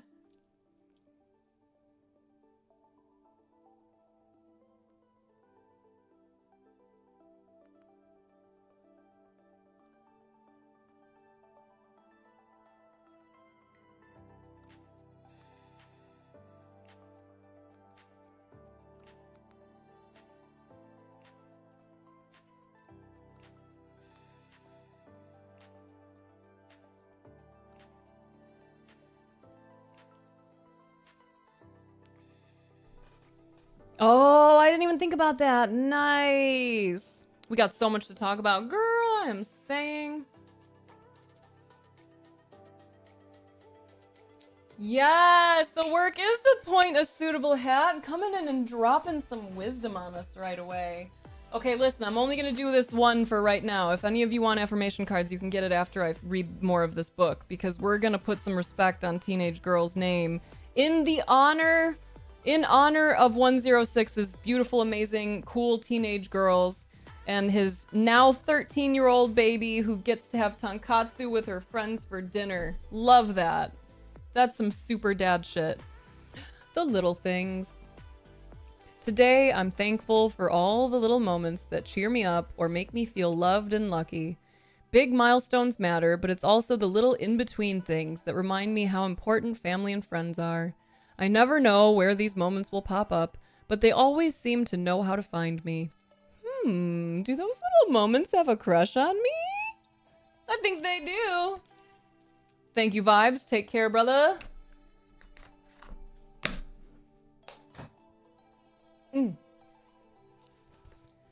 Okay, going back to this book here. Let's see, where did I end? Okay, so we were talking about the witch trials. I'm gonna read this first little chunk again because a suitable hat just joined. Some other people might have just joined. So just to jump back in and give additional context for this next section of this book. Of course, Thekla and Joan are girls acting alone, girls allowed to be special by the exceptionalism of history. Malcolm Gladwell calls it moral licensing, letting one member of a marginalized group achieve greatness and then clamping down on all others. Oprah comes to mind for me in a situation like this. They're allowed to exist outside the easily trivialized demographic of teen girls because they really are not like the other girls. The single girl is an enduring and beloved tool of the patriarchy. Joan, Thekla, Buffy, Juliet, almost any Disney princess. Even Joan was said by her contemporaries never to suffer another woman riding with the French army. However, 200 years later, a group of teen girls was at the center of another nation-altering moment, one that changed America's spiritual landscape irrevocably. The witch trials of Salem, Massachusetts lasted from February 1692 to May 1693, and thanks to them, the name of the town has become synonymous with dark paranormal doings and religious paranoia. The trials also ushered in the dawn of an era of skepticism and a move away from the strictures of the Puritan Church. And the whole debacle, which saw nearly 100 people arrested for witchcraft and 24 lose their lives for it, was started by adolescent girls. Abigail Williams and her cousin Betty Paris, aged 11 and 9, were the first to exhibit symptoms of affliction by witchcraft. Twitching, feeling that they were being pricked by pins and poked by phantom fingers, screaming, throwing things, contorting themselves into peculiar shapes, all after it was rumored they had been taught fortune-telling by the Paris family slave Tituba. Soon the symptoms began to spread among the teenagers of Salem. Elizabeth Hubbard, 17, Elizabeth Booth, 18, Mercy Lewis, 17, Mary Walcott, 18, and Susanna Sheldon, 18, all complained of being hexed. Plenty of historians and medical specialists have had a go at pinning down the cause of the witch hysteria. Theories range from poisoning by the hallucinogenic fungus ergot, which grew on the rye stores, to epilepsy, to sleep paralysis, to encephalitis, to old-fashioned boredom. All we know for sure is what's preserved in the court records, that a group of young girls accused nearly 200 townsfolk of witchcraft, and the town believed them.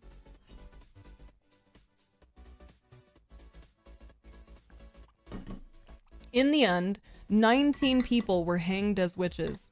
One man, 71-year-old Giles Corey, was pressed to death. 4 others died in prison, including 2 infants. One of the young women, Ann Putnam Jr., eventually wrote a moving apology for the significant role she played in the witch trials. But even in this, she could not resist referring constantly to her fellow accusers. I justly fear I have been instrumental, with others, though ignorantly and unwittingly, to bring upon myself and this land the guilt of innocent blood. I desire to lie in the dust and be humble for it, in that I was a cause, with others, of so sad a calamity to them and their families. Teen girls are often at the center of outbreaks of mass hysteria. Consider the case in 1962 of the Tanganyika laughter epidemic, when 3 students at a mission-run girls' boarding school in present-day Tanzania began uncontrollably laughing, apparently for no reason at all. The laughter spread so rapidly and so thoroughly that the school had to be closed down. The illness then traveled with the girls back to Nshamba, the village home to many of the students, afflicting their school-aged siblings, young adults, and finally older village people. The village people. 95 out of 159 students were affected with the laughter epidemic. 217 people in Nshamba suffered attacks, and it did not stop there. The epidemic spread to another girls' school, where it affected 48 pupils, and then to 2 boys' schools nearby. If this doesn't illustrate the stealthy cultural heft of teen girls, I don't know what does. Did any of the girls at the boarding school know that they were the genesis of a malady that would disable entire villages? Of course not. To be a teen girl is to be a part of something bigger than you are without ever realizing it. Here's an embarrassing story. When I was a 13-year-old nerd, I was very deeply in love with Legolas, the elf from the Lord of the Rings movies. So obsessed was I with Orlando Bloom in a blonde hairpiece that my mother, who is a fundamentally good and giving person, went to 6 department stores in order to find me one particular screen-accurate Legolas action figure for Christmas. Why 6 department stores? Because they were sold out everywhere. Eventually, my mother, the perseverant, found a single Legolas that had been squirreled away behind all the other Lord of the Rings dolls, presumably by some other harried mother intending on returning at a later date with the outrageous sum required to buy the damn doll. Some other mom also attempting to do the right thing by her suddenly unfamiliar daughter and her wildly oscillating, unpredictable desires. Yeah, for sure, Slow Cloud. The Arwen and Aragorn and Frodo dolls did not sell out, only the object of my and thousands of others' pubescent girls' desire. I was part of an impressively disruptive collective lust for a man in a very nice wig, and I never really had a conscious sense of it until basically right now. My passion for the sexy elf was entirely personal. I had rich fantasies about this long-haired fictional man. I dreamed about him. I harbored passionate desires that I told no one about. But this intensely private obsession was part of a movement far beyond me. Thousands of other girls, propelled by the same desires, overwhelming the world with our emotions so fast they couldn't even keep the shelves stocked. Teen girls are probably not aware that, right now, they are choosing our pop idols and our classic hits. That while the media may provide them with a draft of the menu, they are the ones choosing what dishes will be served to the rest of us. I didn't know it. The Tangenican girls didn't know it. The girls of Salem, of Iconium, even Joan of Arc didn't know it. We're all part of something bigger. So big we can't see it all. Now you know. In Japan in the 1920s, girls' schools, usually run by Christian missionaries and embraced by middle and upper middle class Japanese parents for their implicit promise to preserve girls' purity, were the site of the emergence of passionate friendships, an entirely new way of understanding spiritual love that drew on romance novels of the era and translated it into homosocial, but not necessarily homosexual, relationships between school friends.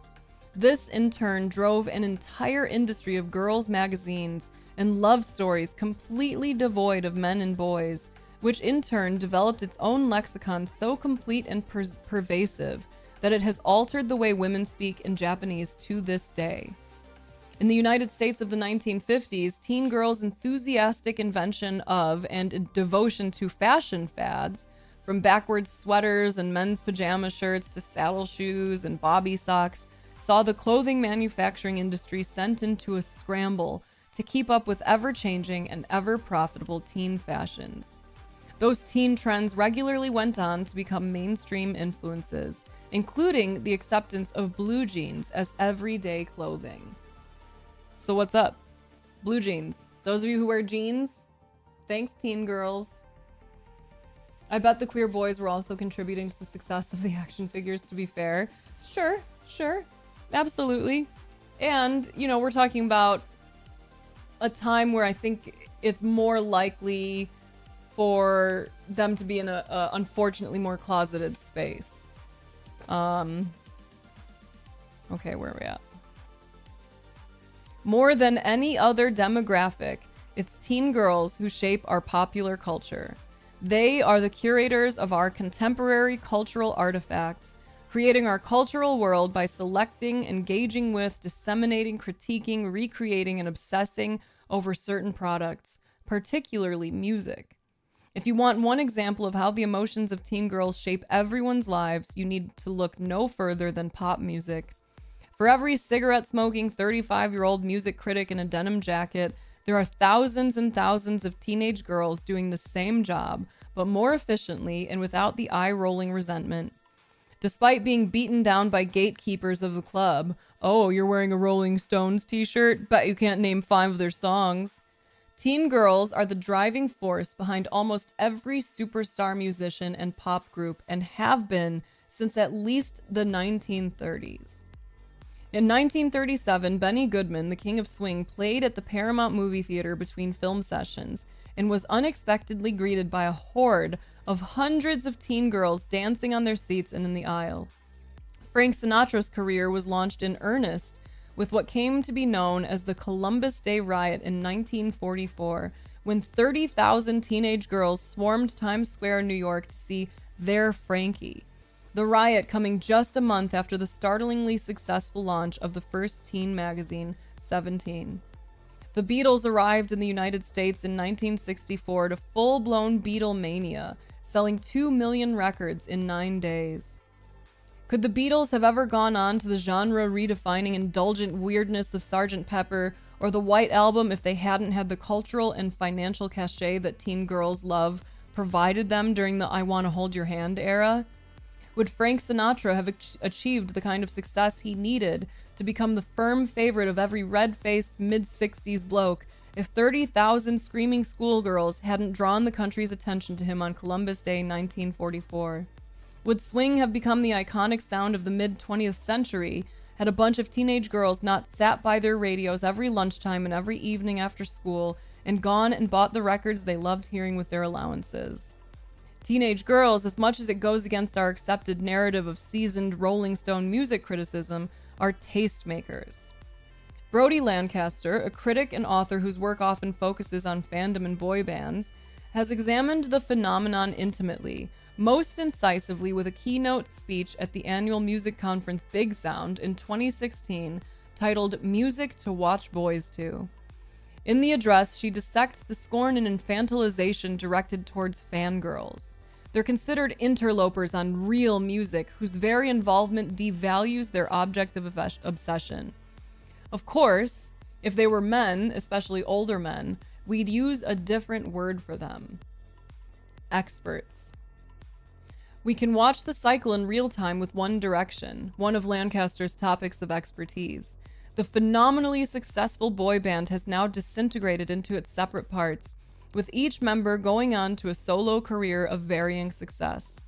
Harry Styles, arguable frontman and fan favorite, has received the most critical acclaim, much of it in the same coolly surprised tone any early Elvis fan would remember from his contemporary critics. Wow, they say, this guy who used to sing pop songs for teenage girls can actually make real music. And the teen girls say, tell us something we don't know. That part, shady. But the lovely thing about girls engaged in fandom like that around One Direction or Ariana Grande, whose very young fans rallied bravely around one another after the terrorist attack at her concert in Manchester in May 2017, is that they don't need to engage with older male critics who dismiss their contributions. Like so many other groups of teen girls, they are creating their own culture. The rest of us just happen to feel the impact of that boundless, obsessive joy. Ooh, I want to finish this, but I have good time management skills. There's like 3 pages left. Okay, so that was part of the chapter on teen girls. I really wanted to share it because I'm so excited that 106 basically reminded me that it existed, because I found that to be such a cool additional reminder that women are so often discounted and trivialized, and it starts so young for us. So what came up for you listening to that before I gotta run off? Also, thank you so much for all of your thoughts and perspective as we were exploring that.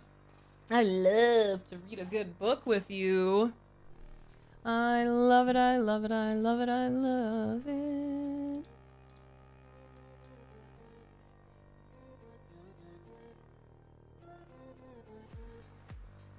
What is it, Lumpy? Just speak on it, man.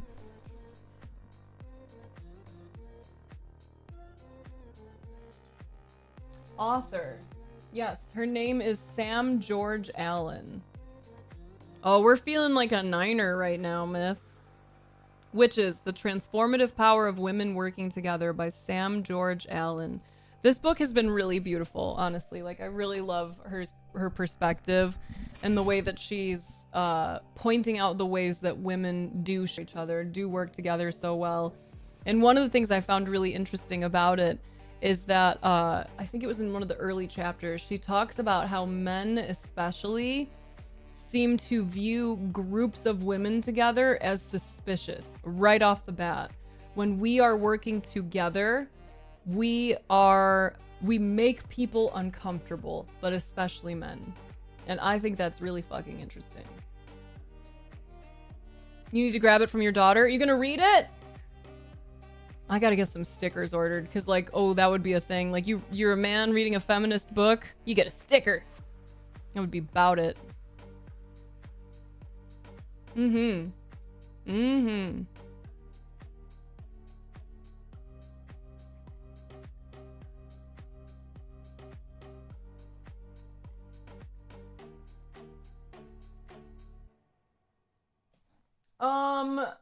The basic summarization is she's moving through a bunch of different kind of spaces and pointing to how powerful women are when they work together. Yes, exactly, Muggy. Exactly. Exactly. I'm gonna come back to that in a second. Yes. Yes, Shady. Oh, so sad. One of the things I was talking about, right? That like, if you're a man and you're not actively reflecting on and doing the work of like dismantling the patriarchy, starting with rooting out any internalized misogyny, because it's not all blatant. You might not have a thought in your head that says women are inferior beings, but you might have a thought in there that occasionally will say like, yeah, I don't know. I think maybe women probably are too emotional to be leaders. Like, they do have periods. You know, there's so many of them. There's so many of those little sneaky, insidious fucking comments and beliefs around our existence that have convinced people that we're mature enough to be sexualized from a young age, mature enough to run the household and support men and do all this shit, but we're not capable of being leaders. We're not capable of more. So if you're not doing the work of understanding that, of when you're in a meeting and someone ignores something that a woman said, if you're not saying, oh, hey, she actually said that first, or can we go back to her, we actually skipped her, or like, hey, you interrupted that woman when she was talking, then you are propping up the patriarchy. It doesn't mean you're a monster, it doesn't mean you're a bad person, it means that that's something to check and correct. Even though you use it as a gender-neutral term, the word is almost inherently gendered. Like, if you call a man a bitch, what is his response gonna be? It's not gonna be like, I'm being bitchy. It's gonna be, you're attacking my masculinity. Like, you're calling me feminine. You're calling me a woman. Bruh, I saw someone that was talking about how like women are often told, oh, you'll be such a good mother one day. And what they actually do mean is a good leader, because the stuff that it requires in order to actually run a household and be a mom is insane. It is leadership, it's organization, it's delegation, it's doing so fucking much. I don't think the title is that deep. I think she's more pointing at the way that we are kind of described as that when we work together, that we have suspicions on us as if we were practicing witchcraft. Or as if we were in the witch trials, you know? We all are, Muggy. There is racism that is within all of us. There is sexism, misogyny that is within all of us. And we can do the work of rooting that shit out. This is for you, Myth. Rebellion. I high-five my inner rebel and invite them out to wreak some healthy, law-abiding havoc. My inner rebel has a way of turning things inside out and making them way more interesting. We're talking coloring outside the lines. Boom! Modifying a recipe. Bam! Wearing stripes with plaid. Mic drop. Ooh, I promise I'll buy you a new mic. My inner rebel made me drop it. Is it damaged? It looked nice.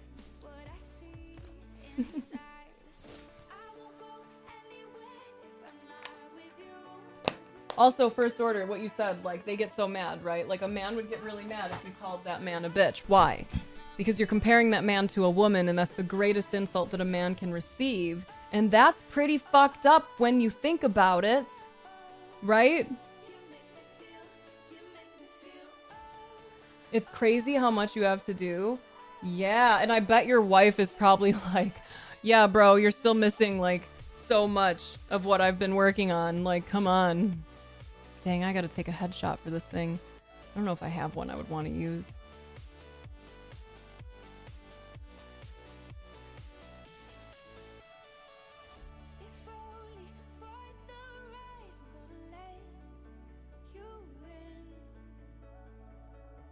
Bossy! I'll be live again tomorrow. I'm actually getting ready to leave. I'm gonna be speaking at a women's empowerment conference next month, and I have a meeting with them. I got a meeting. But we were just reading this book, and I feel like you would enjoy. So good. We were just discussing dismantling the patriarchy and white supremacy. A tidbit. Hell yeah! Thanks, bossy! It's fun to piss off a toxic masculine man with it, but that fun is at the expense of women. Do you see that? By you doing something like that, by saying like, yeah, men get upset when you basically call them women. Women are the punchline there. We are the butt of the joke. Ha ha ha, you're like a girl, you fucking pussy, you bitch. Hey, I appreciate that. You don't have to apologize. I just appreciate you being willing to, like, investigate it, you know? Just typical Friday conversations, you know. You know. Thank you, Slow Cloud. Thank you. There are a lot of little moments like that that will come up where we will recognize that we have been doing something for our own amusement, for our own comfort, that once you really look at it and kind of dissect it a bit, you'll be like, damn. Like, one that comes up a lot, that we've been talking about a lot lately, is people who tell men like, oh, that guy probably has a small dick. That's why he's doing that. He's not a real man, he's a boy, or he's got a small dick, right? Like, we were just talking about this, I think, yesterday. Small pee-pee jokes. Hee hee hee, so funny. What are we doing when we make jokes like that? We are contributing to the idea that there is a certain type of way to be a man. That you have to have a certain size, that you have to show up in a certain way. We are contributing to rigid gender norms that hurt all of us, and especially women. Yes, it's so fun, totally. But again, who is being harmed by that? If you call a man a bitch, if you say you're a pussy, you're basically a bitch, who do you think that's gonna get pointed at? You know, like, there's that old comment about, like, you know, the man at work gets upset and he goes home and, like, beats his wife and kicks his dog.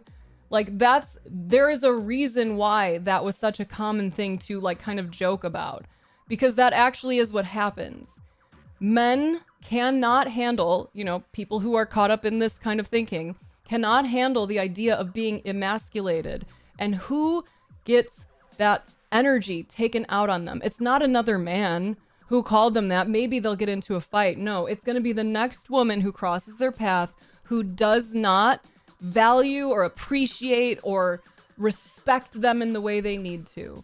And what we just saw with Renee Good is an example of that. She was unafraid of the ICE officer that was giving her all these conflicting things, pointing guns at her, and she just said, "I'm not mad at you, bro."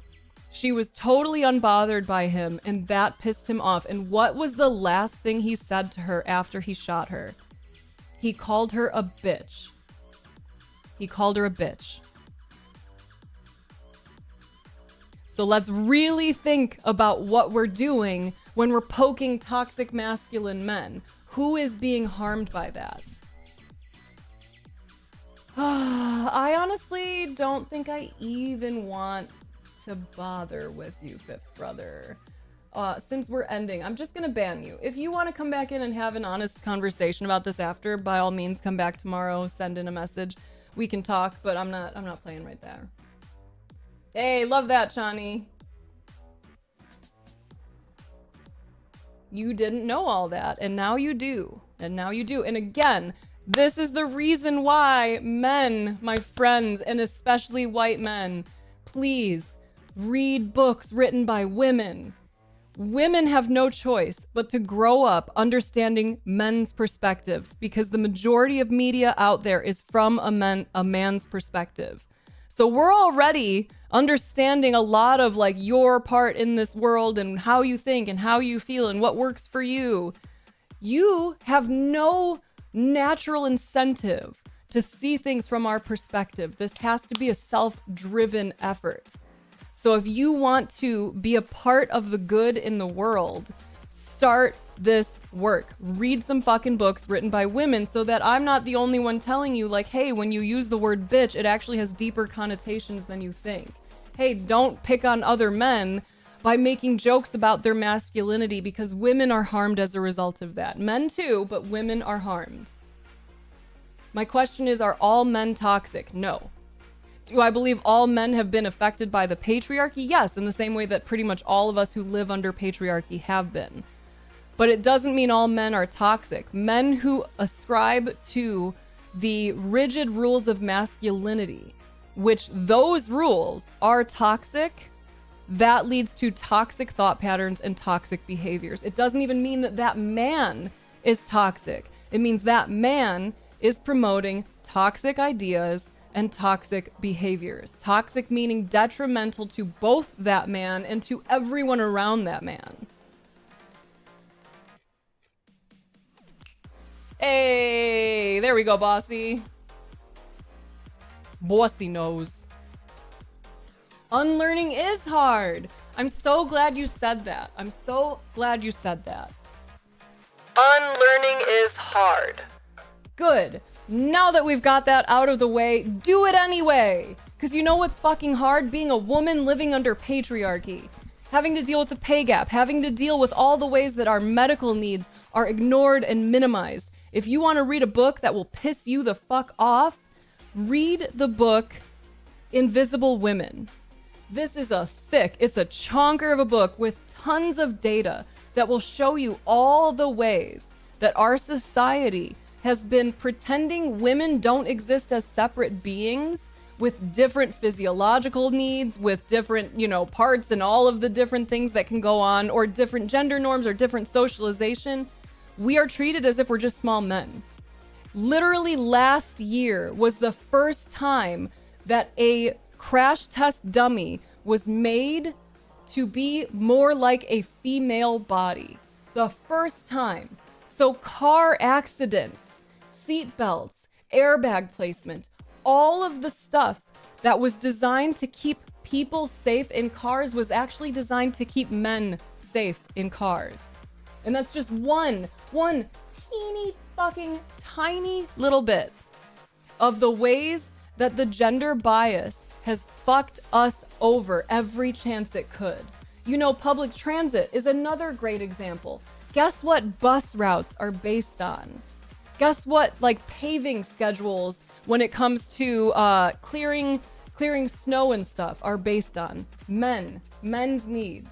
Men who might need to get into a more like city area in order to go to a job, not women who tend to actually drive more, who need to go to more places, doctor's offices, the grocery store. We are caregivers by default. So we have more places to go around in the world, and the buses, the systems of our public transportation are not designed with our needs in mind. They are designed to make sure that men can get to their very important jobs and women, fuck them, they can walk. You're just not a big reader? Okay. Be a medium reader. Be a small reader. Be a sometimes reader. Caroline Criado Perez, Invisible Women. Seriously, such a good book. It will piss you off, but it's also, I think it's so affirming to be a woman and read this stuff and be like, oh my God, it's not all in my head. Ah! I can finish the chapter tomorrow. I would love to, because there's actually another chapter in here that I would love to get to as well. Yes, YouTube essays. There's so many great people out there that are putting out incredible stuff that will break down some different feminist ideas, that will break down some of the ways the patriarchy is fucking all of us up.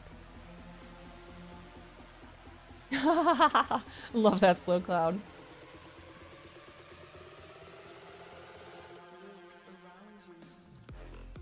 I love that we had a chance to rant together before I'm going.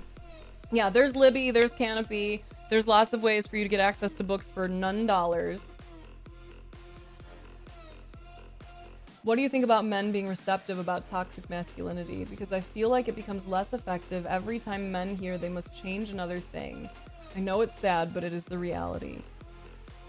I think, as much as it sucks, I think we do have to work to be more clear in our communication.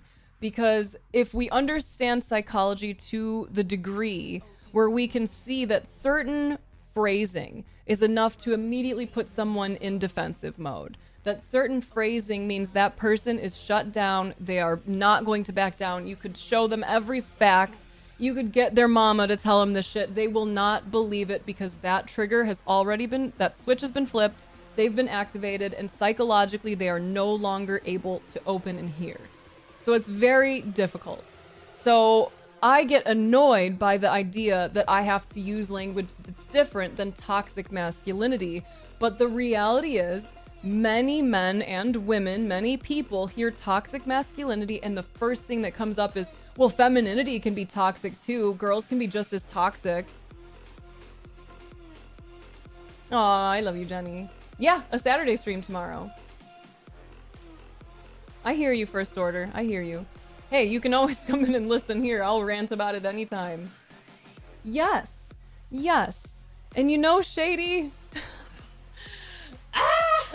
This pisses me off. It pisses me off. Because you know why men get yelled at too often? Because the systems that they fucking set up suck. Because they suck. So yes, I agree. Toxic masculinity hurts men. It does. Men are not dying and being assaulted at the rates that women are as a result of this. So like, yes, I think approaching this stuff with compassion is necessary, and it pisses me off. It pisses me off that like there are men that are like, oh man, but it's so hard. I keep learning all these things. Meanwhile, we're like, please, we just don't want to die. I want to be able to say no to a man approaching me and feel safe that that man is not going to turn violent. I want to feel safe knowing that the government backs up my autonomy and my safety. So like, sure, let's be kinder in general. And it pisses me off. It pisses me off that this is like tone policing of black people and especially black women, right? Like, sure, people respond better to kindness, but also you are demanding and expecting that someone who has been marginalized, harmed, oppressed, violently so, to just check your tone. Just be a little nicer. They've been through so much. Oh, come on. Come on. It's just men keep hearing that they have to do all these things different, and it's just so hard being a man. Why? Who fucking did it? Not me. Not me. I don't think you have to use your empathy sparingly, but I think multiple things can exist at once, right? So I can be pissed off that I have to be cautious how I verbalize my lack of freedom because it might upset my oppressor. Like, that fucking sucks, right? And I also understand and acknowledge that men are people and that people respond better when we're kind, right? Oh, that's so interesting, Bossy. Welcome, Mr. Quacked. Yes, tone policing, telling people to watch their tone. And you'll see this especially with, like, people of color. Like, if a black woman is just direct and speaks in the same tone that, like, her white male counterpart does, she will be described as cold. She'll be told, like, whoa, okay, can you just, like, try to be kinder, though? Can you tone it down? She gets the angry woman, the angry black woman trope placed on her. Black men also, if they get upset, suddenly they are dangerous, right? White men, if you look at what happened in the United States government, white men can get called out for something that has factual basis, that there's evidence for, of sexual assault, of rape, of horrific fucking things. And do you know what they get to do? They get to get upset and yell and even cry a little bit. And everyone, oh, of course, they're just very passionate. They're just very emotional.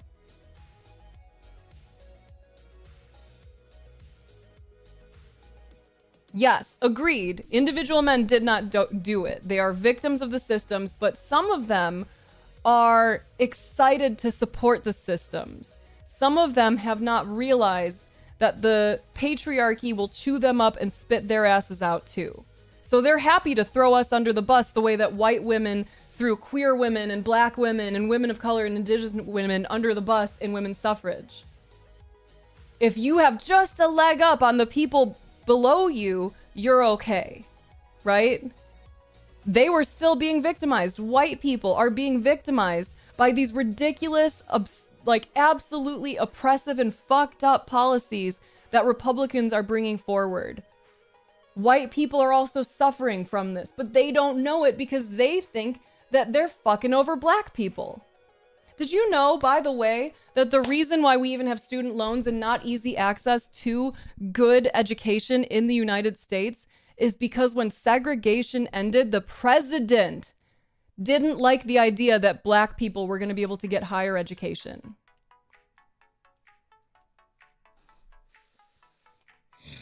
Okay.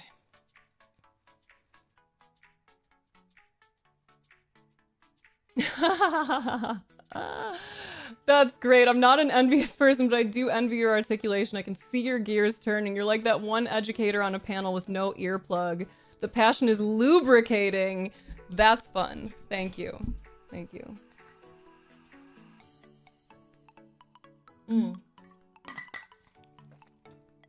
Ask your question in a different way, Mr. Quacked. What does that mean to you? Am I safe in this conversation? I'm like tickled right now.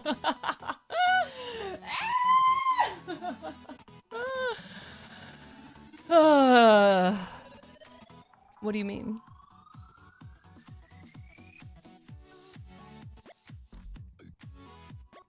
I'm gonna open this door. It's getting warm in here.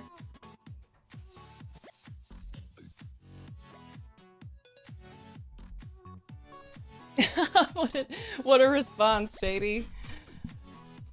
You feel scared right now? Welcome.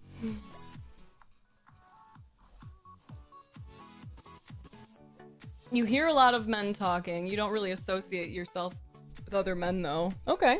Okay. God. Okay, listen, Mr. Quacked. I'm gonna try to articulate this in a way that doesn't feel like I'm coming for you here, okay? Because I love that you came in and you were like, hey, okay, so you're talking about a conversation stemming from a book. Okay, let's see where it is. And then we start talking about patriarchy and you're like, uh-oh, Am I safe? This is an example of how the patriarchy got us so fucked up and twisted just backwards. Because there's that quote, right? Like, men are afraid women will laugh at them. Women are afraid men will kill them. So, you know, we're talking about the patriarchy and the way it's so harmful for everyone and especially women. And then for you, a man, to come in and be like, oh, am I safe here? I'm like, yeah, man, you're probably safe in way more places than you realize. Ah! But anyway, yes, because we are not man haters. We are patriarchy haters. Be ruthless to systems and kind to individuals. That's something I very much believe in. I cannot remember where that quote came from, but it was good. Exactly, Slow Cloud. Exactly. She just private messaged me. She's coming for you. Good luck.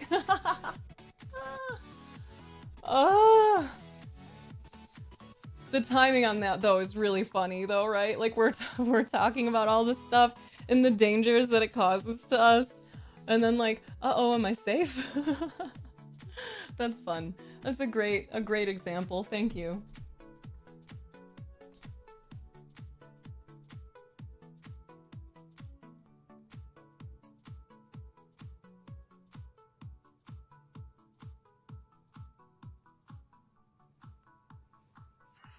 Nothing. I'm in danger. You just brought up such an interesting thing, too. How Asian men are also victimized by the patriarchy because they are often described as having more feminine characteristics. And so they are mocked. And that's fucked too. That's another way that the patriarchy and these rigid gender norms harm everyone.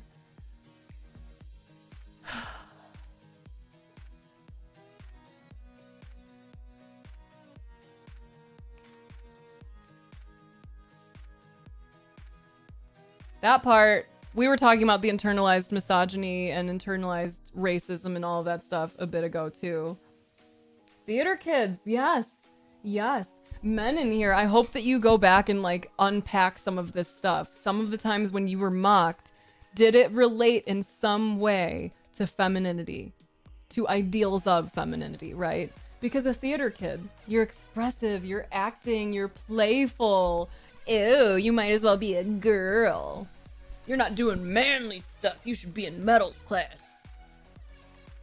Which I loved, by the way. I got myself all worked up and hot.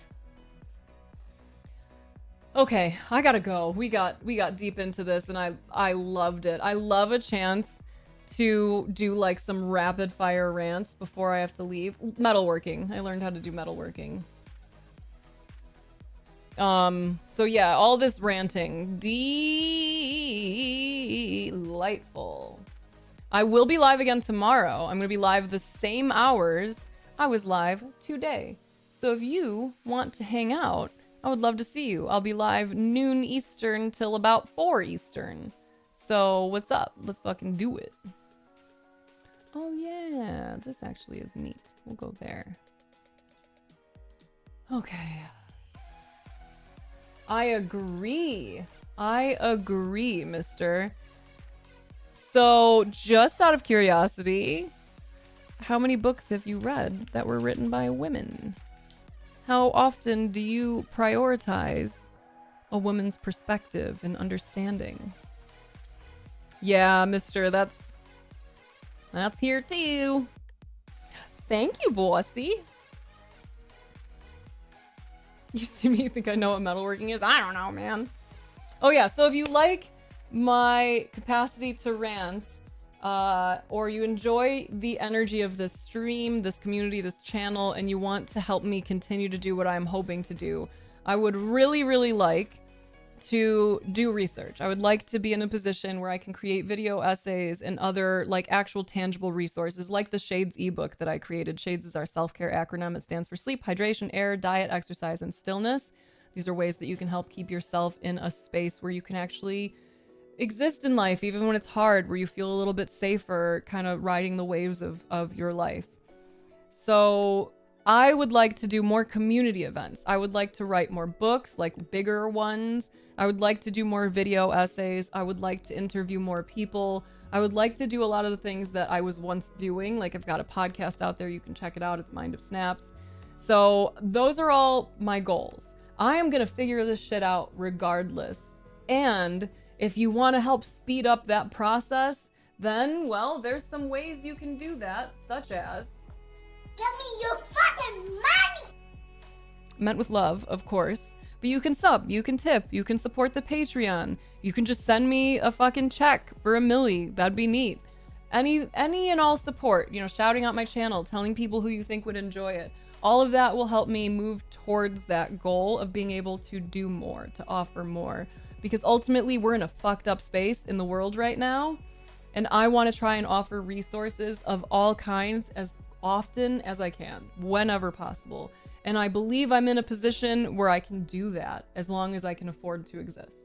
So with my health issues, with the fucking insurance, with all this stuff going on, it's a lot. So if you want to see me do more stuff, that's a way to do it. You can help support financially or find someone else who just loves giving people money and point them in my direction. So thank you. I appreciate all of you. This was such a fun day. Love all the conversations we got to have. And I'm going to go do this meeting. I'll see you tomorrow for stream. Next week, I'm going to be streaming Tuesday, Thursday, and Friday. So I'll see you on those days as well. And I'll be announcing the schedule. So all of you who have done an open mic night or an art showcase night before, we're doing them in February. We're going to do an open mic. We're going to do an art showcase. So start getting your shit together if you want to be able to present something. We're also going to do something new. I will explain that probably in like a week. I'm going to get all my stuff together and really think through the format, and then we're going to do it. Thanks, Muggy. This is a pretty like chill meeting. I think we're just going over some of the basics of the event next month and maybe like the order of how we're doing it, whatever. So like, yeah, it's going to be, I think, pretty chill. Okay, I love you. I'm grateful for you. Please be kind to yourself. Be kind to others. Make sure you wash your butts. Don't forget your meds or your vitamins. One of you forgot your laundry. And if you have been stuck in the same position for a while and you're struggling with executive dysfunction, you're not able to do the things that you know you want to do, and so you've got a little bit of an icky feeling in your body, maybe in your tummy right now, that says like, I really should do this thing. Let's start by just standing up. Just stand up. Doesn't matter if your phone's still in your hand, just stand. And then point yourself in the direction of something that is supportive of your needs, that helps you get some shit done that you need to get done, because it feels so much better to get it done than to have it just lurking in your fucking system all day. So stand up if you need to stand up. I'm gonna be leaving. You don't have to go where I'm sending you. Get the fuck offline. Go touch grass if grass is around you. Go do your workout. Go do your dishes. Call someone you love. Write in your journal. Read a book written by a woman. Watch a video essay that talks about this stuff. Get into it. Do your thing. All right, you're gonna go hang out with James from the internet. I'm so happy that you found us, Mr. Quacked. I'm sad that you didn't get to spend much time with us today, but I'm glad that you got to be here. So thank you, and thanks for not running right when we started talking about everything. All right, join us in the Discord. Check out the Patreon. I got lots of stuff on the Patreon. We do bi-weekly video chats. I've got a podcast on there. I've got all kinds of recordings from previous sessions and stuff. Lots of resources. So go check it out. That's such a kind way to put it. Thank you. Cute. Cute. Okay, go hang out with James. Smell you later.